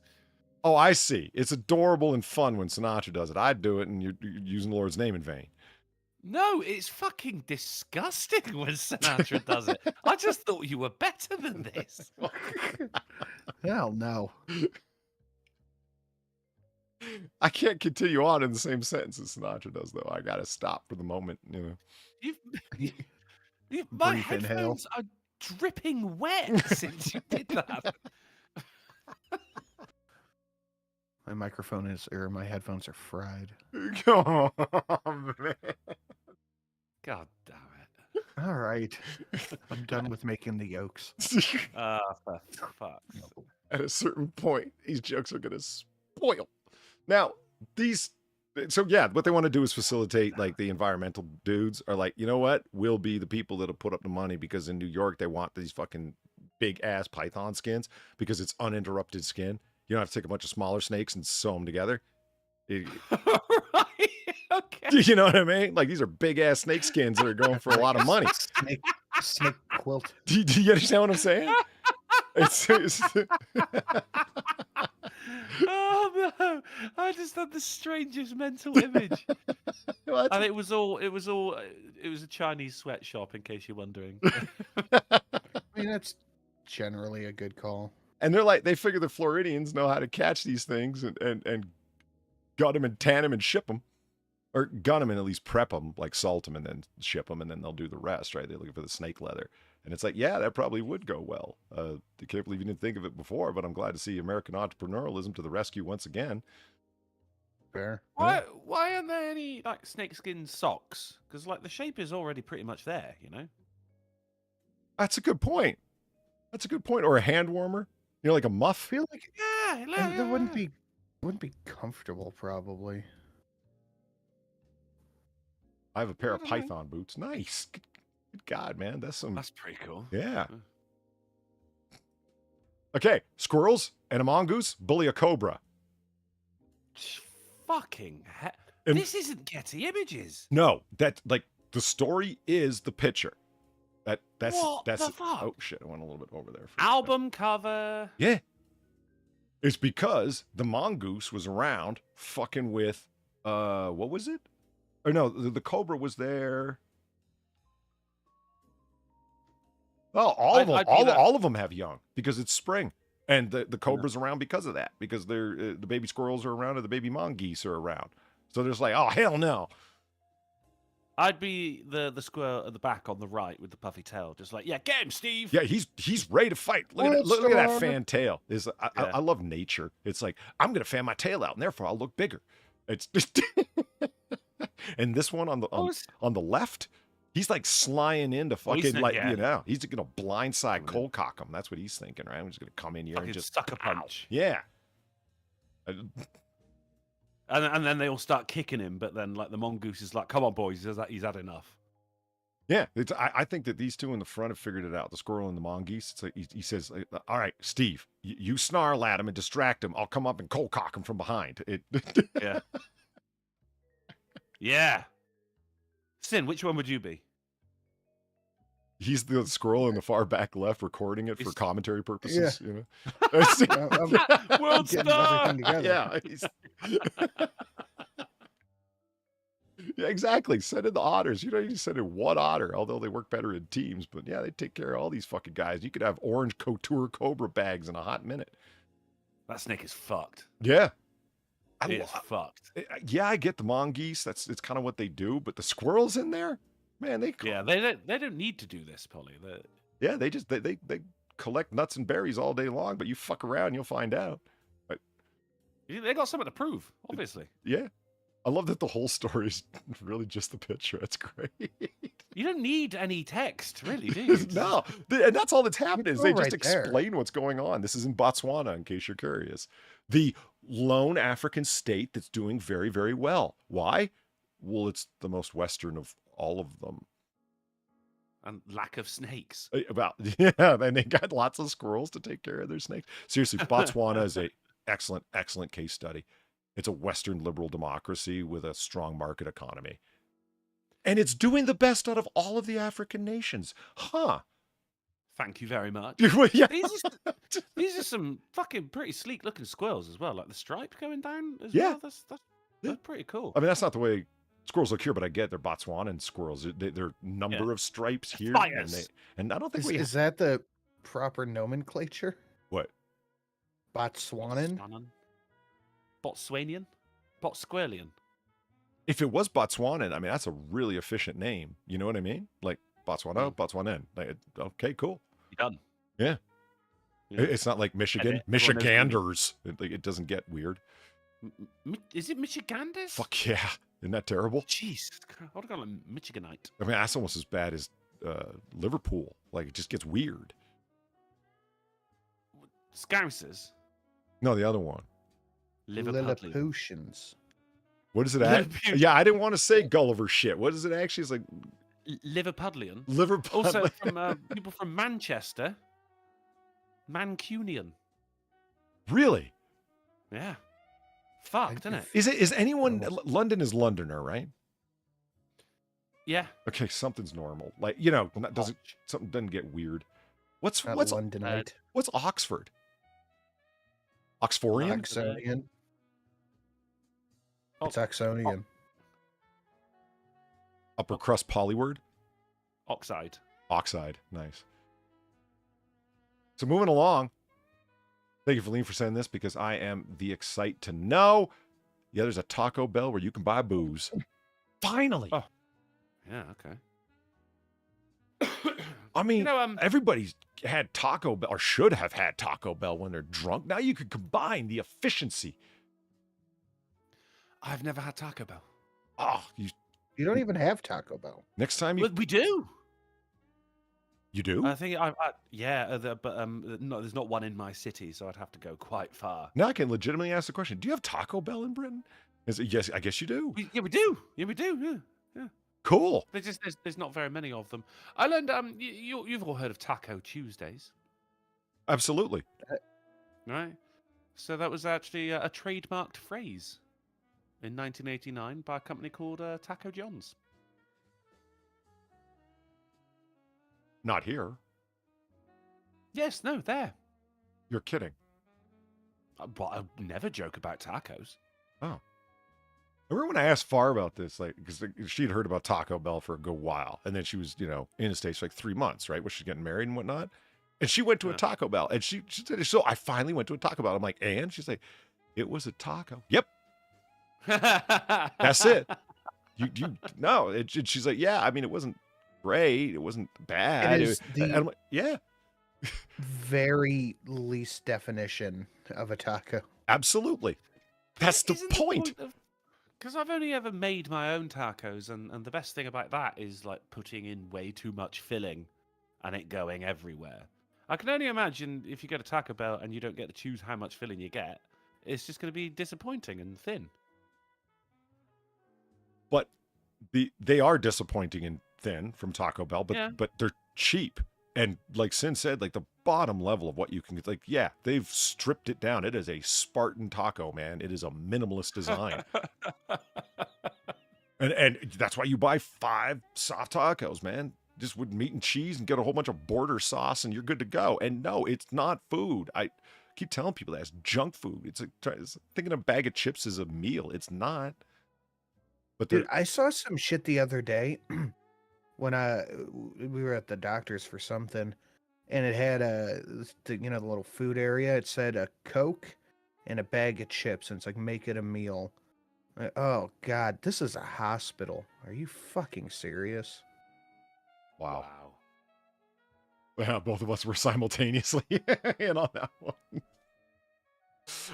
All Taco Bells should sell booze. Yeah, your business will increase dramatically.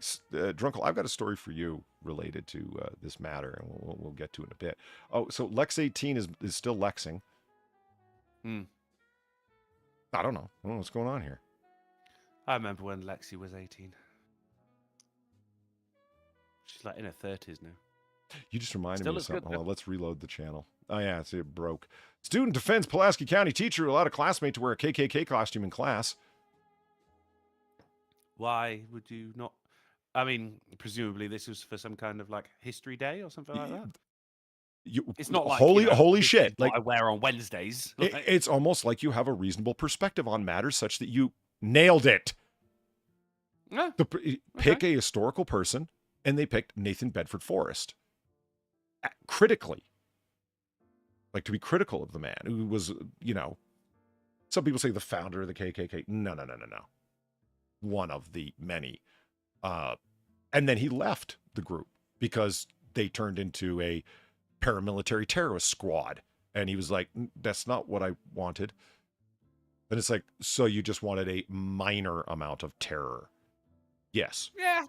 He's one of those local terrorists. Yeah. Yeah. But Darkseid is manageable amount of terror. 3 crunchy, 2 soft shell. I can deal with that. I do that sometimes too. Mix and match. But I like more soft than hard. Don't clip that. You must have known when you were saying. Whilst I was in the middle, I probably should have just stopped. Yeah. Damn it.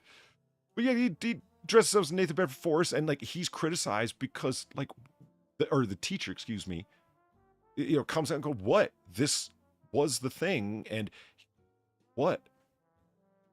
And he prepared a proper lesson on Nathan Bedford Forrest, on what he did, and it was critical of it, and it was informative enough that, yeah, it wasn't just, and he was the evil man who founded the KKK. No. He actually did a good job as a student and said, no, he's one of many who founded it. He came along after it had already actually started, but then he popularized it in his own county. Civil War guy, the military leader from the Confederacy. At the end of the Confederacy during Reconstruction, got in the KKK, then left it when it became too harsh. That doesn't alleviate him of any responsibility, because it's like, dude, so what are you saying? Violence is okay, but not too much? Like, that's weird. I mean, the thing is, obviously, this headline is there to enrage people, as headlines, I want to do now, and as is their design. However, I think there's probably some nuance here which should have been observed a little bit more. Like, hey, if you were doing a book report on Adolf Hitler, you wouldn't dress up as Adolf Hitler, or John Wayne Gacy dress up as Adolf Hitler. John Wayne Gacy dress up as Pogo the Clown? No, you wouldn't do that. Right? See, you just wouldn't. You gotta dress up as fuck. I can't believe I'm blanking on the name. The clown from The Devil's Rejects. I know who you mean. It's time for a Pennywise back rub. What? There's probably an issue of taste and bad taste in this. Like, it's obviously it's not as fucking serious as the headline in the article is likely to make. Or the fact that they got the out to be, but Chinese-looking there is black guy to also read the story. You know. the Chinese-looking black guy. Well, look There- at the there is- pause there's- game. You tell. Come on. Be honest. Oh, I cut his head off. Hold on. There is probably something to be said of just like, do you know what? You probably shouldn't dress up as the Grand Wizard of the KKK for a book report. Says who? It's only gonna piss people off, isn't it? Let's be honest. You know, you know how many Catholics they fucking killed? You know how many priests they killed? The KKK? They're not fans. No. Like they're really not Jews. Like I mean, they're not fans, yo. They got a very particular idea of things. You know what I mean? They like stuff done a certain way. Yeah. I mean, there's a reason the phrase "wasp" comes up a lot. I don't. Just saying. And people are like, "No, you're distracting from the thing," and it's like, no, you're trying to localize victim narratives for your own gain. And usually, the people that complain the most about these things are who? White women. We know who. We know who, Polly. I mean, look, should he be allowed to dress up this way? Yeah, of course he should. I mean, that falls under freedom of speech, right? Yeah. But also, you got to realize that a lot of people are going to be upset with it. I mean, by all means, do it, but don't do it expecting everyone to be like, "Cool costume, bro." Yeah, no, that's not an unfair point. I get you. But part of the thing was the assignment was to dress up. Now, he could have dressed up like what? God damn it!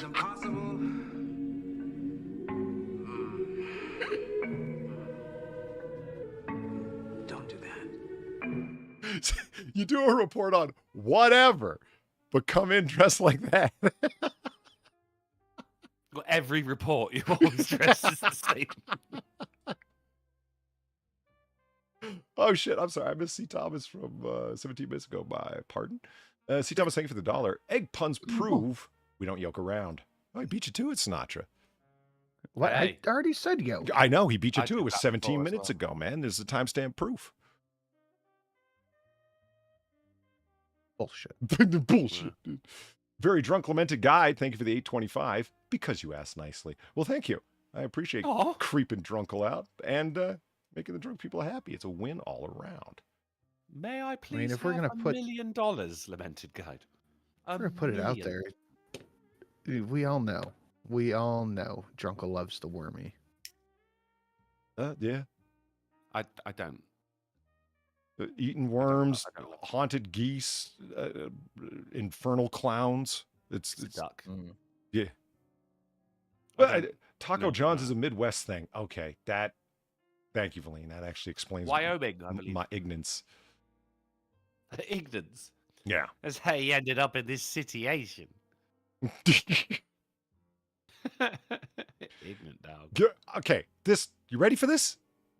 You want a I real don't know. you I don't know. want some serious black pilling news? Buckle up. Wait, what's Or- blackpilling? The opposite of it's really Humor. yeah. No killer asteroids headed our way for 1,000 years, probably. Oh, That's come on, man. this is what I'm saying. I refuse to believe this. I am more optimistic than that. We will be wiped out.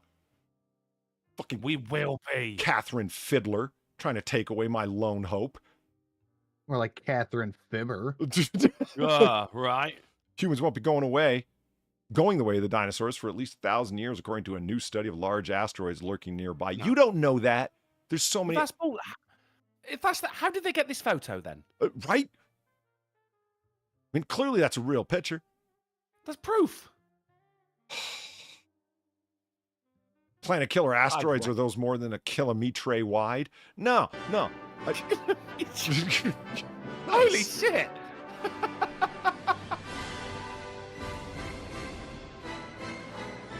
Very nice. Lamented guide. For what? I'm drunk, but not that drunk. You're still pretty drunk, dude. Thank you so much, Lamented Guide. You utter. That is better than a wormy slip. That is better than a killer asteroid, Polly. That is. That ain't just $100. That's a Lamented Guide. $100. Oh, you wait till Lamented Guide hits you up with a donation saying, "I just got the news. The asteroid's on its way." It'll be the best thing imaginable.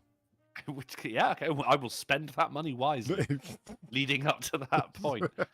Thank you so much, dude. That's very generous of you, man. Awesome. I'm trying to think of some clever thing to put here for a cool shield, but I got nothing right now. Holy shit. Look at that. If you just ask him, apparently. Big wick energy at 90, better than that, and cool dono. I don't know. Yeah, no, Rurouni Kenshin's better than your dunk. Because dead people. My what? Rurouni Kenshin donation, $100 is better than the dunk. Yeah, with the shing shing. Yeah. Because there's dead people by swords, expertly cut down because they were stupid. I have one of those too, but that's not the one I want to see. Yeah, it is. 150. Battle of the Boys. I mean, there's lots of people. A guy gets hit by a horse. Oh man, there's a $90 one down there. Oh, the America, the fucking man, the Eagle with the machine guns. Are you crazy? Anyway, that one is pretty cool. I'm loving the divine petulance. Look at this. Look at it. I had to paste it again. Read through that. That's great. It's emoji talk of my hope to end. I like the last. Is that a UFO on the last one? That's. I pictured it was like nice. a fragmented, exploded planet. Yeah, that's what I saw there. Yeah. It was pretty good. See, Molly Okami gets it. Agreed. Kenshin wins. Yeah.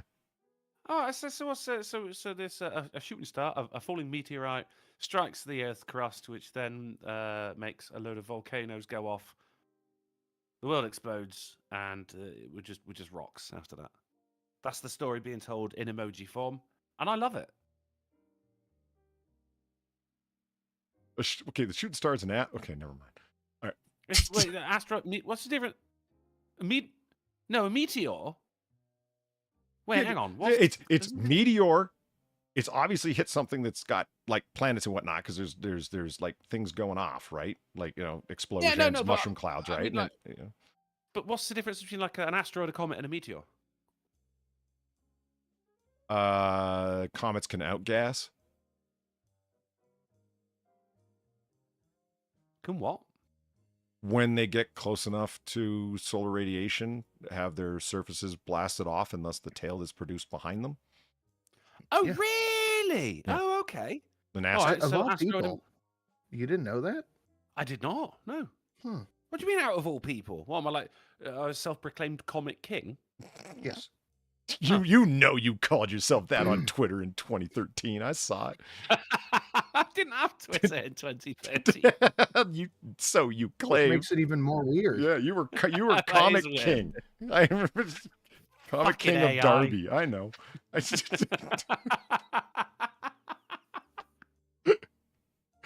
But Sin, this connects to something that we were talking about the other day, so I wanted to bring it back up, press up on Noir Bar for those who didn't see it. The $4.5 million meteorite handgun 1911s. Oh, those are made out of meteor. Oh, fuck yeah, they are. Oh, look at that shit. Oh, you could blow someone into space dust with those bad boys. Look at that shit, Sin. Panther fodder. That's pretty dope. The obviously from a metal-based meteorite, and this really interesting acid etching process where they, after milling everything out to the correct size, they apply particular types of acid to the outside to bring out the crystalline metal structure of it that you can see there, all the lattices and whatnot. I'm like, fucking hell. It's still smooth to the touch, but you can see all the crystalline metal structure in it. I'm like, yeah, there's the two frames.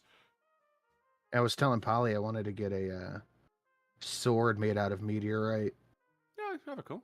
Yeah. Even the base plates of the mags are the meteorite metal.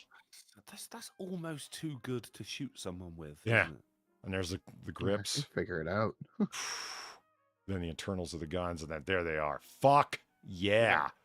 I'm gonna defend my home with my cheap gun. You wait there. Right? I just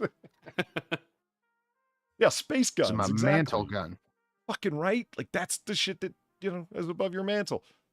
And you've got a, you know, I don't know, say 150,000 volts running through it. So if anyone tries to grab it, they don't know where the kill switch for the currency is right underneath the mantle, they're going to die. Shit hot. Like, you could base a whole film just around how cool these guns are. Uh-huh. The meteorite guns. It'd be like Cocaine Bear. You can base a whole movie around that, surely around these guns as well. Fuck yeah. You know, bullets shot from these guns somehow like take on the speed of a meteor or some shit, like whatever, you know. It's Yeah. That would be cool. They're endowed with some kind of, I don't know, cosmic magical properties or whatever the fuck. That'd be great. It should be like the fucking you know, the cult from Supernatural or some shit. Oh, like yeah. that. These guns can actually kill ghosts.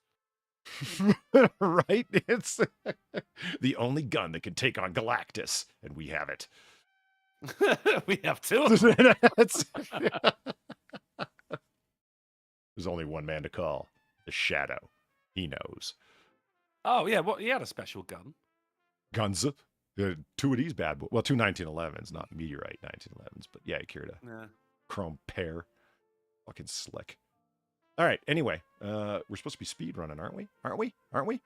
I don't know. Just don't. Let me look at the gun for a little bit longer. All right. Okay, I'm satisfied. Did I talk about this? I can't remember. Trespassing. Oh, hell yeah. They don't believe you. Hell yeah. What's he saying? Says that it's wrong for one man to own all this. He says you should share it with all the people. Yeah.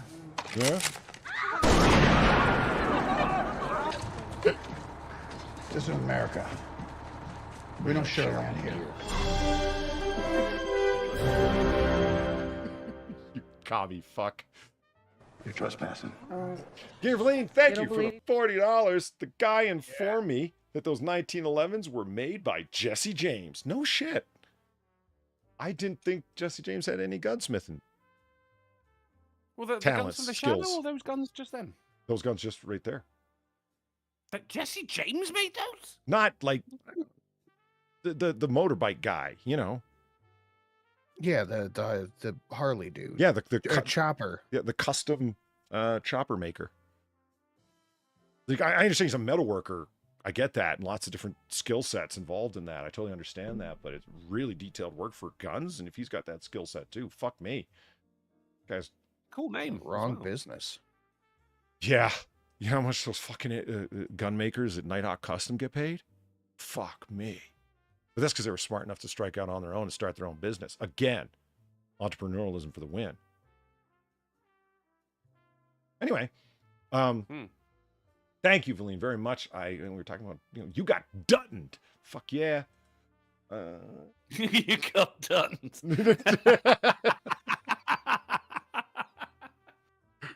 See, now that's the thing. If John Wick, after he kills like the main person in the movie he's trying to kill, if he was like, "You just got wicked," I'd fucking hate the films. I agree. Lack of one-liners is what makes it a little more gritty. Yeah. I mean, that's what the problem we have with the Marvel movies, isn't it? You know? He just kills too many people. Wick, you're missing all your opportunities to, you know. He used all his one-liners in like the 90s or something, you know. Yeah, he's now he's just a murdering man. Yeah. I mean, what did Leon the Professional do? The most he would say was, "No women, no kids." That was it. That's just true. It was to the point. I did like Martin Blank's unintentional one-liners. They were all awesome. And he comes in, the guy's like, "Whatever it is you're doing that you don't like, I'll stop. It's not me." And then you'd shoot the guy. Later on, somebody says, "What is it that I did?" And he goes, "Why does everybody think it's personal? It's I am having the worst day." Because the way he justified it to himself, and then eventually to his girlfriend when she found him out, was, "Look, if I show up at your door, chances are you did something to bring me there. I mean, you read the files on some of these fuckers. It reads like a demon's resume." Nice. Yeah. So I forget when I did the story, so remind me if I did. Worker electrocuted while trimming hedge? I do not believe you did. No, those don't ring a bell. No. Dude, so real short story. There's a power line inside of a fucking hedge. Oh. And he hit it with one of them not why big they sawtooth hedge trimmers. You know the ones used for sculpting hedges? Yeah. And he fucking hit the power line. It actually cut right through, clean through the fucking insulation. And yeah, done. Like an old Looney Tunes cartoon. Like, oh yeah, yeah, yeah. Like, bzzz, you know, all black, then a puff of smoke. Yeah, like you could see a skeleton for a split Right, second. exactly. Like, we're laughing, but a man died, Drunkle. Have some respect. What? Oh. Well, you said we're laughing, but it was my fault. well, yeah, that's how I started, right? It's like, you know, I start laughing, you laugh, and then I'm like, what's wrong with you? Yeah. Looks like you've trimmed your last hedge. Hedge your bets. All Turn right. over a new leaf. Did you guys hear about this article? The Irish Times mistakenly published a fake article written by an AI. No. Okay. No. Sin hadn't heard this.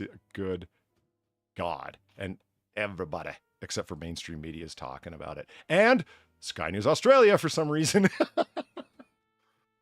They never give Sky up. News Australia. They don't miss, do they? Irish Time Finger on the apologized. Hell yeah.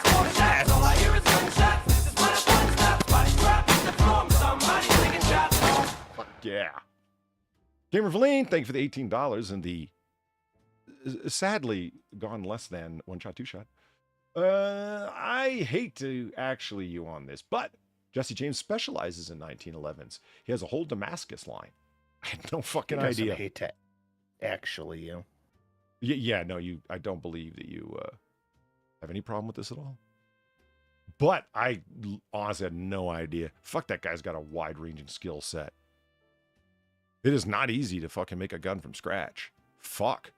I mean, I watch guys on YouTube do it, and the amount of tools and what... I mean, it's totally doable. It's just... You need to know what you're doing. If you know what I mean. It's not a... it's not something you're going to pick up over a weekend. Which is why 80% fucking lowers were so cool. Am I right? Yeah. You had the chance to fuck around with them. Goddamn lawmakers. Oh, ghost guns are going to And be... they were cheap, too. Yeah. Yeah. Piss off. Okay, where was I? Now I'm all depressed thinking about... And I'm the one who brought it up, about 80% lower. The lack of killer meteors. And... Yeah. So okay. They did apologize for this hoax AI generated article. They got it badly wrong, they said. The article was Irish women using fake tan is problematic. What? It was supposedly get this. Hold on. I got a picture here. Oh my god. Where is it? There it is. I mean, they need it more than anyone. It was written by this supposed woman. This image itself was created by AI generated art. Priceless. This whole thing tracks, doesn't it? Yeah, it really does. And it was, holy shit. The name was an amalgam of Alexandria Ocasio-Cortez. It was like Gabriela Cortez Acosta. And nobody clued into that it was like that close. Why would you? Why? Because this whole thing is so believable. I would have believed it unless you brought up this story now saying it was written by fucking I got this. AI. I got this off of. I heard this story watching Lotus Eaters, and they were talking about the jokes they were cracking were so priceless because they were just not really jokes. They're just saying the thing. It's like I believed it because when it was halfway through it, Josh, the one guy is reading it, and the other guy is going, okay, because that's the shtick of the show. One guy presents material, and the other guy hasn't heard it, sort of like we do, if you know what I mean. Yeah, just just worse. Right, of course, and we're better, and we have a better chat. Fuck yeah. Yeah. I mean, that's not even debatable. He's reading, he gets like halfway through the article, and the guy's like, he's reading it too. He's like, okay, it seems like a basic cookie cutter woke article. I'm not surprised the Irish Times is publishing this. It's sad, but this is where you going with this? Because he hadn't told him it's AI generated yet. And he goes, it sounds pretty obvious to you? He goes, yeah, it sounds like 100 other articles that I've read in the past like 2 months. Wow. Somebody has a problem. women want an exotic but temporary night out in another identity, but don't have to go through the real problems that people of color suffer. Yeah. Written- Yeah, sounds perfect. Yeah, and it Sounds was written by perfect. this Colombian woman who was a lesbian, Latinx. She identifies as a Latinx, guys. I just fucking hell. Chat GPT came up with that, pulled Latinx from it. How is it though that you've got all the fucking blue-haired, septum-piercing, fucking non-binary army sat there and reading this and going like, oh, they even came up with a picture that looks like us, and the article sounds like something we would say. How can they not see this and then kind of look at themselves and go, do you know, maybe it's us? Yeah. The prompt words they include, because they created the one person who did this actually created a Twitter account for this person. So if anybody looked them up online with a tagline they supplied, this is their name and this is their Twitter handle, they would find them with this picture. And then how it all came up was that from that account tweeted at them and said, just so you know, here's the process I use. It was using ChatGPT-4. Here's the original article that was spit out by ChatGPT. Here's the online software I use, browser-based, to create the image. You guys really need to start performing a little bit of rigor in who you're willing to accept articles from, and maybe think about your editorial decision-making, which is that was the way he said, maybe think about your editorial. Yeah, you are willing to publish anything that just sounds like shit you've written before because it can be written by an AI at this point. Why do you even have writers? Stitch the fuck up beautifully. Yeah. And the prompt words that they included in that DM to the Irish Times it was female, overweight, liberal arts major, smug. And this is what it came up with. Fuck. Nailed it. Yeah. I mean, holy shit, put blue hair on her and it made her fat. Good God. Amazing. And yeah, all the articles everywhere talking about it. Like Sky News and over here at the Independent, Irish women's obsession with fake tan is problematic. The text of this article has been removed. Oh! Oh man, they go like, oh, AI is going to come for everyone's jobs. Yeah. No, it just seems like it's going to come for journalists' jobs, and I have no problem with that. And Sin, what is the old joke, right? It's never what did the Democrats do that was so damaging. It's Republicans pounce on story, right? What is the take? Always Republicans pounce. Damn right.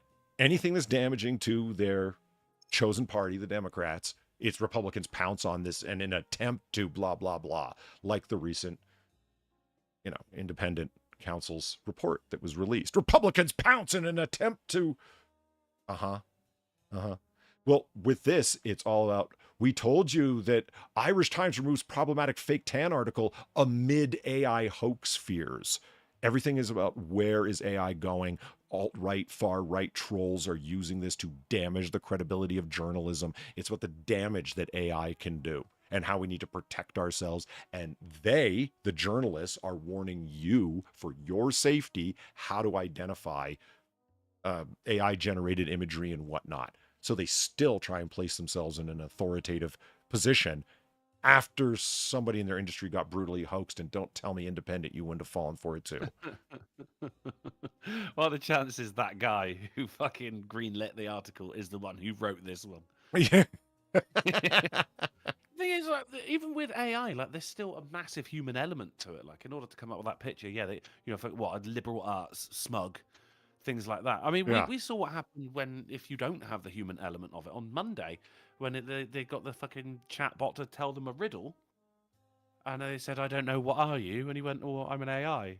Like, the thing on its own is stupid. Yeah. You still need that element of humanity to it. So it's not AI that's the issue here. It's your shit writing. Yeah. Isn't Latinx regarded as an insult by real Latinos? Shadow Sonata says. It is. Oh, yeah, they hate it. Yeah, fucking hell. There's a few people who look very much like this. That's why this is so spot on. Like Gabby Rivera, the writer of America Chavez, the comic book that just failed completely, and it was relaunched and failed completely. And she's the first gay Latinx superhero, blah, blah, blah. Yes, she identifies as a Latinx, but that's because she's one side of her head shaved, the rest of her hair blue, out and out lesbian, full on LGBT all day, everything. Her whole world is focused upon people's genitals and where they rub them. My favorite bit about America Chavez is her superpower, because she could just go from dimension to dimension. Kick holes, yeah. Well, yeah, she's a Mexican whose superpower is crossing borders. Well,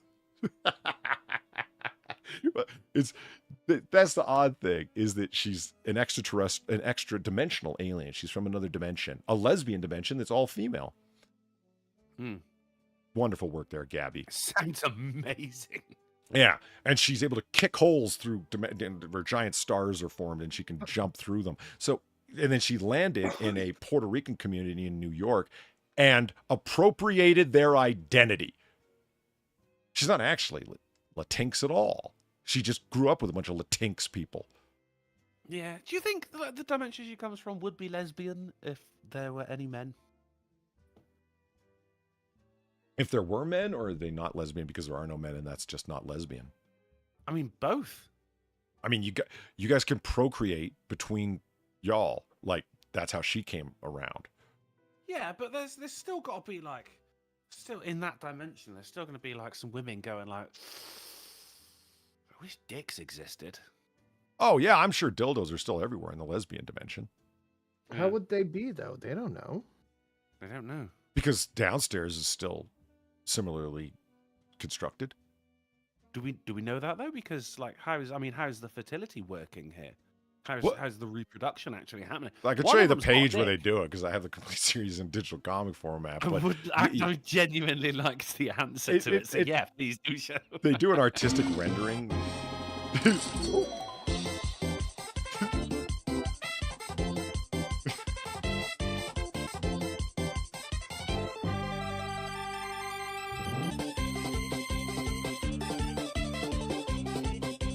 Godspeed, little buddy. Uh-huh. I do the salute every time, too. Oh, God, yeah. Every time I go, Godspeed, little buddy. Oh, sure. Pick on the Irish, not the Jersey Shore morons that don't even have enough Italian in them to be considered store brand. Oh, well, I fucking will, my said. Nick friend. Well said. I'll pick on the Irish all day long. Well, still, they're not wrong about the Jersey Shore idiots. I just want to know, where's your Dublin Shore show, huh? Oh, the only way is Cork. Boston Shore show.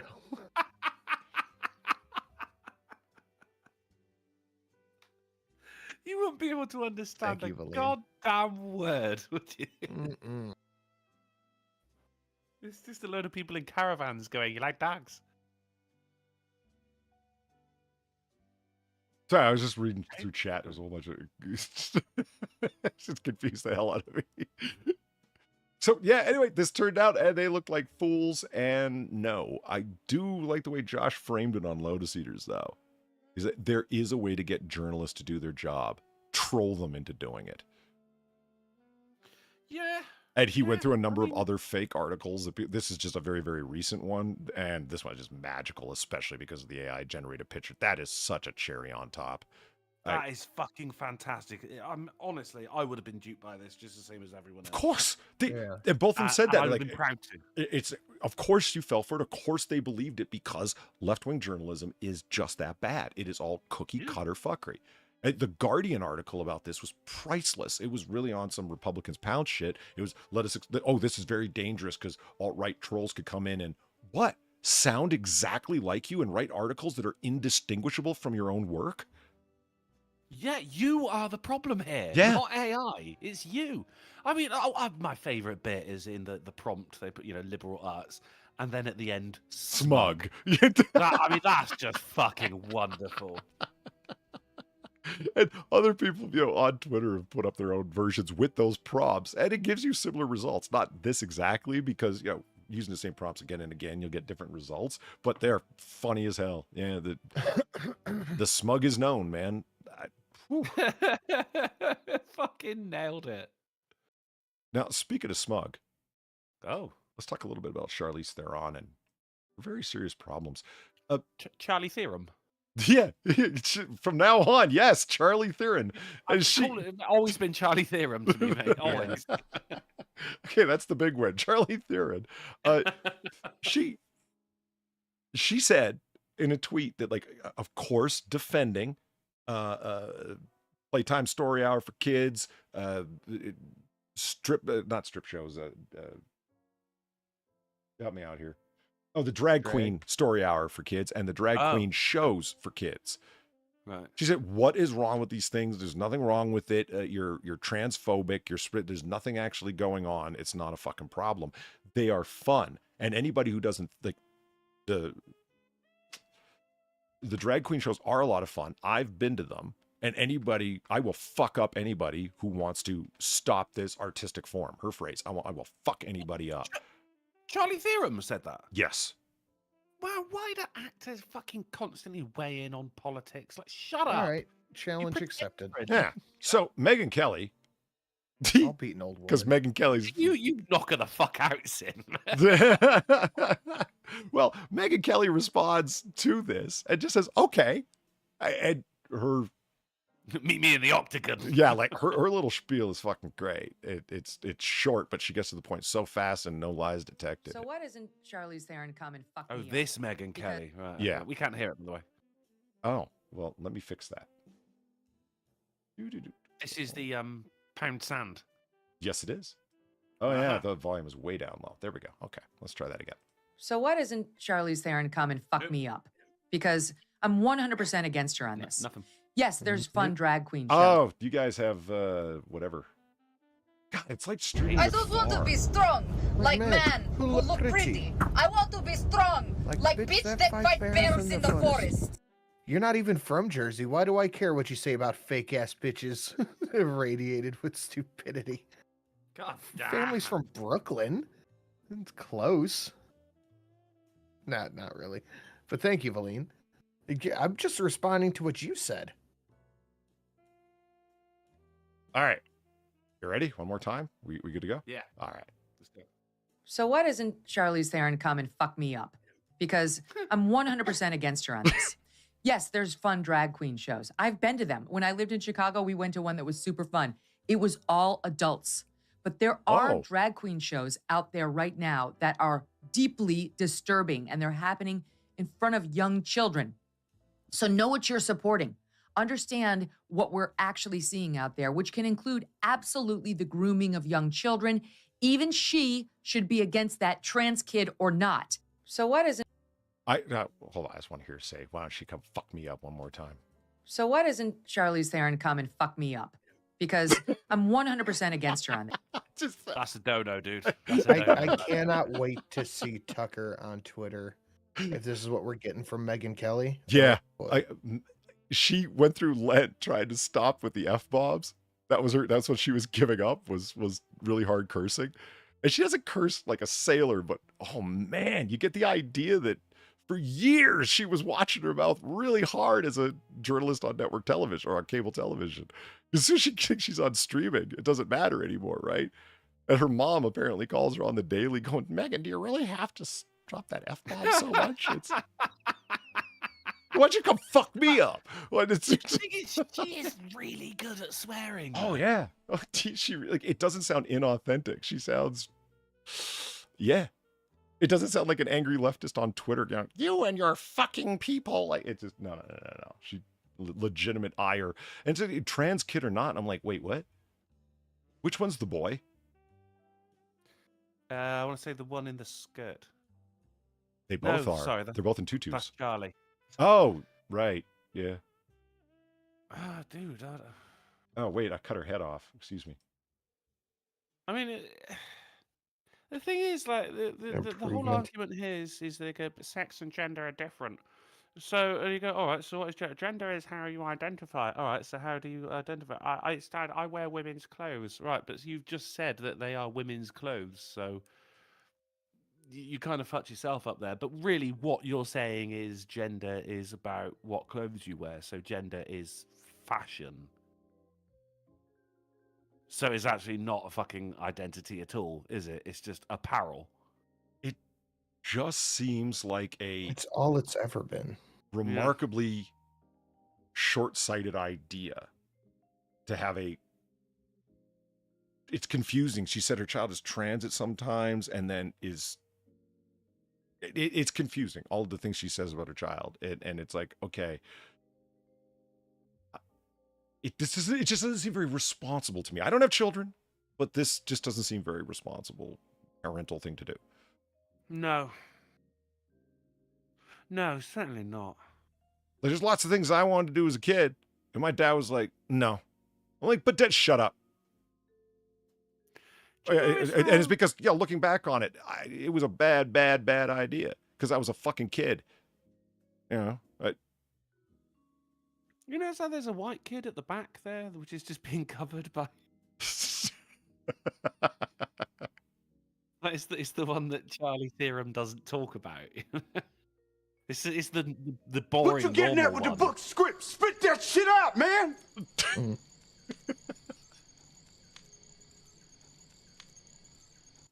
Gary Lane, thank you for the 450. Charlie Theron saying that reminded me of that part of Team America where the actors say something along the lines of, we've done action films. Let's go show them how tough us actors really are. Yeah. I mean, for God's sake, she was Aeon Flux. You see her doing that jumpy, flippy, spinny shit in that movie? She'll fuck you up, man. Megan, be careful. She's got future weapons and shit, and she can do like gymnastics. It's true. Be careful. Yeah. I just remember so strongly Charlie Theron here complaining to a journalist during a profile piece that I'm a millionaire, I'm world famous, and I'm very attractive. Why can't I find a man? And it's like, you just listed off all the reasons right there. And in the way you said it, more than the particular reasons. Because, I mean, there's you, who, like, those things are true of you, and you can't find a man. Okay? And then there's Jessica Alba, who's got more money than you. She's a fucking billionaire. You're not. And she's married and she has children. And she didn't have to adopt them from all over the world. They're actually hers. Nothing wrong with adopting children. It's just Charlie Theron just, well, I won't say it. Yeah. Well, I get it. Gotcha. I mean, she's capable. It just, you get what I'm saying. Well, come on, we can't ignore the fact that. I'm not going to say it, but now one of them is trans as well. Like, these aren't children to her; they're fucking accessories. Yes, it certainly seems that way, doesn't it? Always have been. Yeah, like she's making a point more than she's parentally behaving. Again, I don't have children, but it just seems that way. I don't know. I don't know if I'd put a shirt on my kid that, like a t-shirt that had some political belief of mine, whatever it was. No, It's like a kid wearing a Trump shirt. You know he didn't make that decision. There you go. Like putting whatever campaign that I support on my kid and sending him off to school. Why would you use your child as a poster board for your beliefs? And then you talk to the kid and you say again and again, like you said, like Trump, right? Say Trump, and you describe him like a superhero, and you describe the opposition as being, evil. And so the kids, do you support Trump? And it's like, well, yeah, because you just described him like a superhero. There, the kid believes it too. Well, the kid told me that they fully support all of Trump's platform. Yeah, right. Yeah. Fuck. Anywho, let's move the hell on. That's depressing. Oh shit! Did you see fucking J.K. Rowling's latest tweet, which has been riling up exactly the right people? How so? Fucking. Oh, there you go. She said, my 1-year-old son just looked up from Twitter and said, "Mummy, why have you made these very real children sad with your heinous yet unevidenced bigotry?" Then he ran upstairs and burned all his Harry Potter books. I was so damn ashamed I almost forgot the kid was imaginary. Oh my God. She's trolling everyone right now, and I love it. Wow.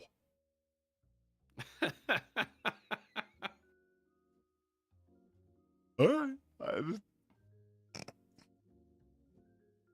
She sounds like a right-wing troll to me. She's actually incredibly left-wing. I I know. love Harry Potter, mate, but I hated her. I still do, because she's a fucking staunch feminist, and I just don't think there is a need for feminism. But now, all the people I don't like her. So it's like, oh, you know, the enemy of my enemy is my friend. I don't know. Sort of, but I think it's better to wait and rely upon the circular firing squad that leftism is and always has been.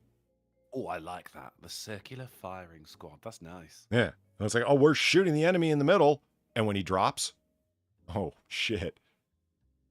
Circle gets smaller. They keep shooting. They eat their own, is the more common way of saying it. But yeah. So it's not a matter of being friends with J.K. Rowling. It's a matter of watching the TERFs and the progressives fight it out and repeatedly yell at each other to see with labels. You know what I mean? And then because you're winning by, well, they do their thing. Because the left has always been that way. Yeah. It's true.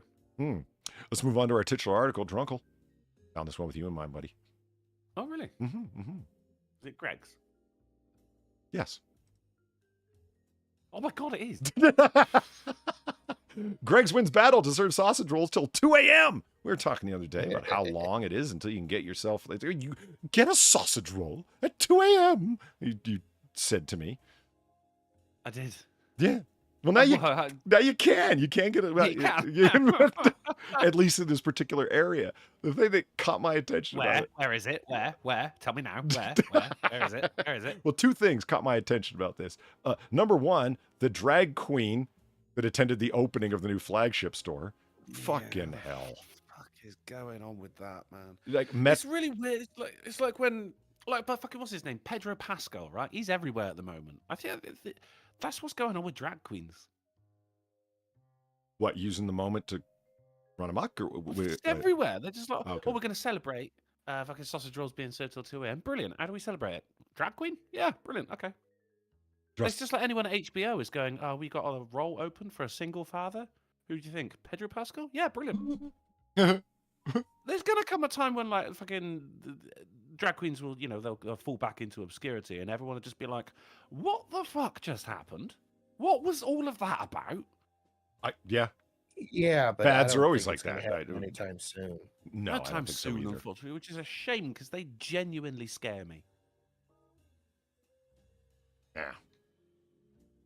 Well, especially when one's dressed up like a sausage roll.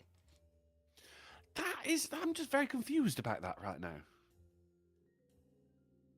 You got a drag queen advertising sausage? So you said where? It's, how do you say it? London. Leicester? Leicester Square? In London? Come on. No, seriously, how do you say it? It's Leicester. Leicester Square. It's just Leicester? It's Leicester Square. For Christ's sake, Sin. Lester. Back me up on this. Lester. Fuck, it's a name. No, I never want to hear shit about our pronunciation of things. It's just Leicester. That fucking kills me. No. You were right. It is Leicester Square. I'm you taking fucker. I just don't believe him now. Yeah, I'm calling it Leicester. You shouldn't, because it is Leicester Square. Well, it is Leicester one way or another. Okay, so I'm assuming whatever. I don't even know anymore. Gregg's has reached an agreement with a London council allowing it to stay open until 2 a.m. You'll still be able to get a sausage roll up until then. The bakery chain had clashed. Now, here's the thing that caught my eye and why we went with pastry wrapped mayhem. The bakery chain had clashed with the Westminster Council after police raised concerns that a 24-hour service at the Leicester Square flagship could increase crime and disorder in the area. Oh, dude, it 100% will. Help me understand how. Right, More the kind drunks. of people who get sausage rolls at Gregg's are not the kind of people you want to live next door to. Is it like the kind of people who get Taco Bell at 3 a.m.? It is exactly Potheads like with munchies? No, this is going to be people fucking coming out of pubs, like pissed up. They off don't of have Stella. weed in England. I mean, we do. We just got to be very careful with it. They're coming out of pubs at like fucking midnight. Weatherspoons. I say like Friday night. Weatherspoons is just shut at 1 a.m. They're going out, going like, oh, Steve, have you got to go and beat the missus right away? He goes, nah, let's get a sausage roll. There's going to be fun. They're in fucking Cardiff. Fucking the McDonald's have fucking door staff. They have security door. They have bouncers.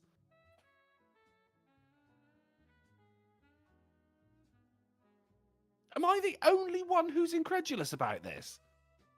Well, no, it's common. Well, which part? What do you mean? Which the front? That people can get sausage rolls and it'll lead to mayhem? Of course, yeah. At 2 a.m., yeah. I don't know. Okay, all right. I accept that in your locality, this is like a thing. Right? You can get a jumbo, like Sin, back me up on that. You can get a jumbo slice fucking any hour of the day, but especially at any time from 11 a.m. or 11 p.m. on to like 4 a.m. That's prime jumbo slice time.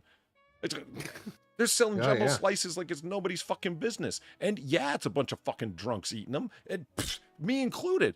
And I don't think it leads to any extra violence. Or a Denny's, man. Yeah, you ever been in a Denny's at fucking 2, 3, 4 o'clock in the morning? They have straight up cops there at bar close. Thank God. So I mean, there's American drunk and there's British drunk. You know, they are. Oh yeah, different things. I accept that. That's true. I've seen some of y'all football games go. Yeah, you gotta see them in fucking Benidorm. Yeah, we have ghetto people though.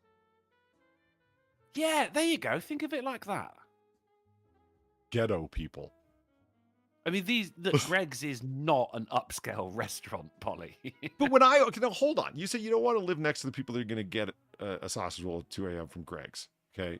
And you said Craig's here is not a high scale restaurant. Did you just say Craig's? Well, they're interchangeable words, as I've been led to understand. No, they're not. Go on.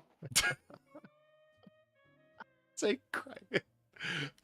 Nothing makes me laugh like a British incredulous statement. I love it. It's not even incredulous about it almost. Did you just say Greg's? Yeah, there's a higher tone, and it really just, you could just speak gibberish, and incredulousness would be conveyed. You know, it's great. Well, that's right. But when I originally announced this, you said, where, tell me now. Are you the person I don't want to live next door to? Yes. I mean, I think we kind of knew that anyway. Right? Just checking. Look, I have been to Gregg's, but I've never come back from a pub and be like, oh, do you know what? Fucking sausage roll would go down lovely right now. You can get Gregg's frozen sausage rolls from a supermarket called Iceland, which specializes in frozen foods, and you can get Gregg's fucking sausage rolls and pasties from there. But they're not a piping hot fresh one out of the oven. Exactly. It defeats the whole point. It's like getting frozen KFC. You know, like, all right. Like the whole point is you didn't have to cook it. Yeah. Zed here in the chat says, "What is a sausage roll?" Okay, presuming you're being genuine in you're not asking in bad faith. Oh my God. And Andrew God. Thorsten says that they have sausage rolls in England. Of course we have sausage rolls in England. It is sausage meat, but there is no skin. Instead of the skin, it is wrapped with pastry. They are actually a bit of a hangover cure, and many people's go-to for lunch while they're at the office. It's monumentally bad for you. You know, I've had sausage rolls, and I think the critical difference that I've understood from the Brits that I've talked to is hot, flaky pastry on the outside. It's that, man, the ones that I've had have been a grease. It was floppy. The sausage rolls here suffer from ED, man. It was soaked with grease and completely no turgidity whatsoever. But I think that's where the hangover cure comes from. The cure for hangover is grease. I think we all know that. However, I mean, if you have a break open one of these sausages, you look at sausage meat and you're like, oh, it's going to be nice and pink. It's not. It is fucking grey and horrible. It's not good. Zed here is suggesting it's a pig in a blanket. No, it's grey sausage meat in pastry. In an elongated form. Just Google it. Mayhem, wrapped in pastry, to be served at Leicester Square, hot and fresh for your violent needs. Served in a bag of chaos.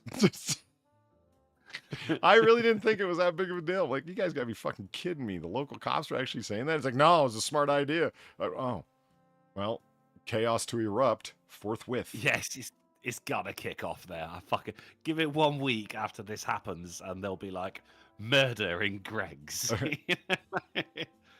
Gregg's has been serving up bedlam in a bag. Carry out chaos. Yeah. Oh, fantastic. Get Gregged. Get Gregg down. That would be fucking perfect. If Gregg became a verb like glassed, I'd be a happy man. That'd be okay.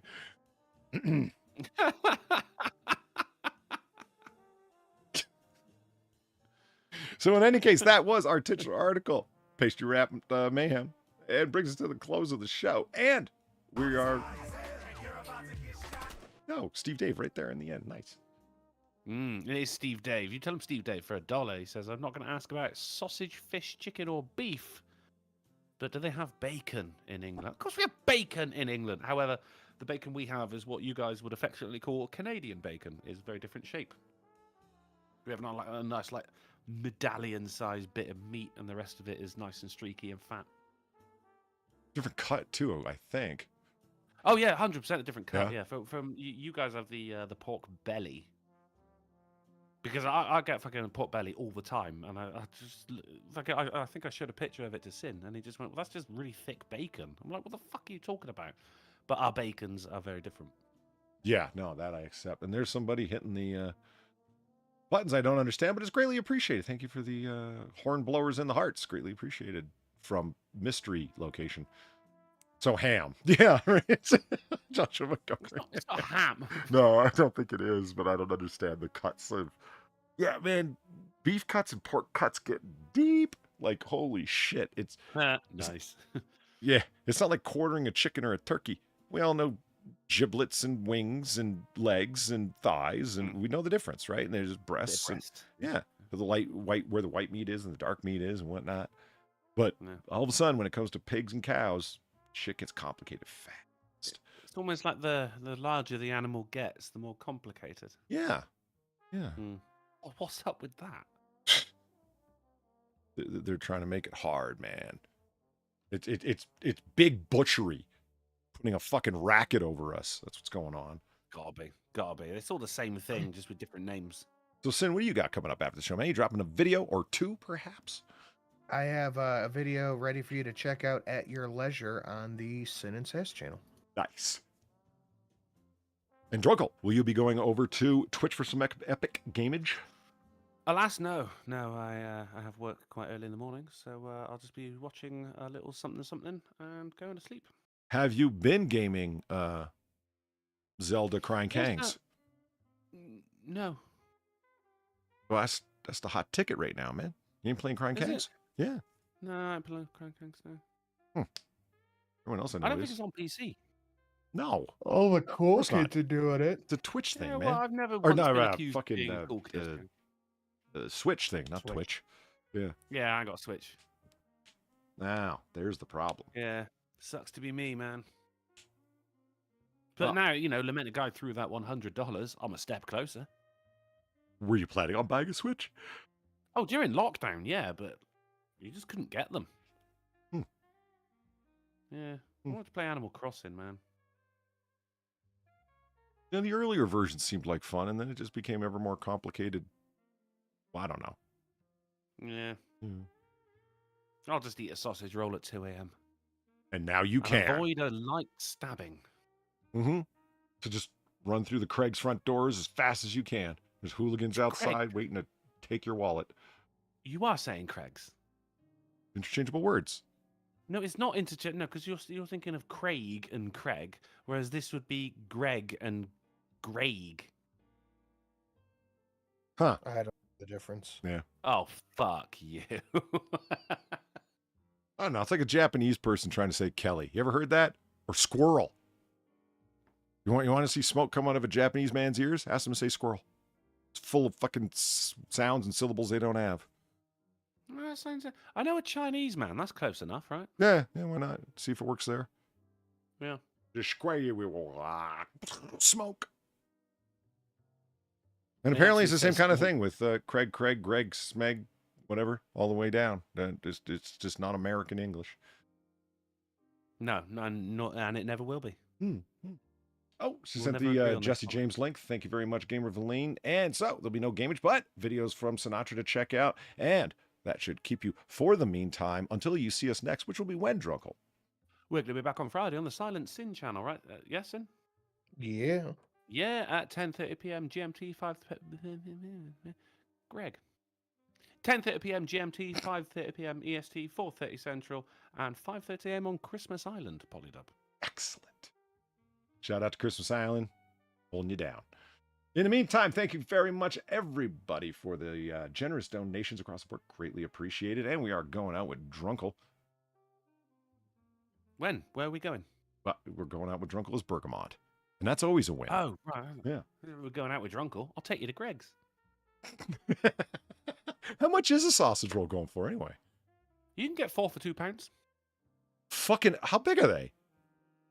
Like size of a hot dog? Bigger? Size of your hand.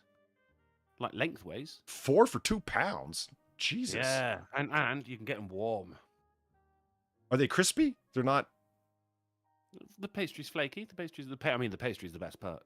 The sausage meat is not good. Huh. All right, well, there it is. Thank you very much, everybody, and we will see you over there on Friday. Until then, have a good night, everyone. Later. Play the thing. I am.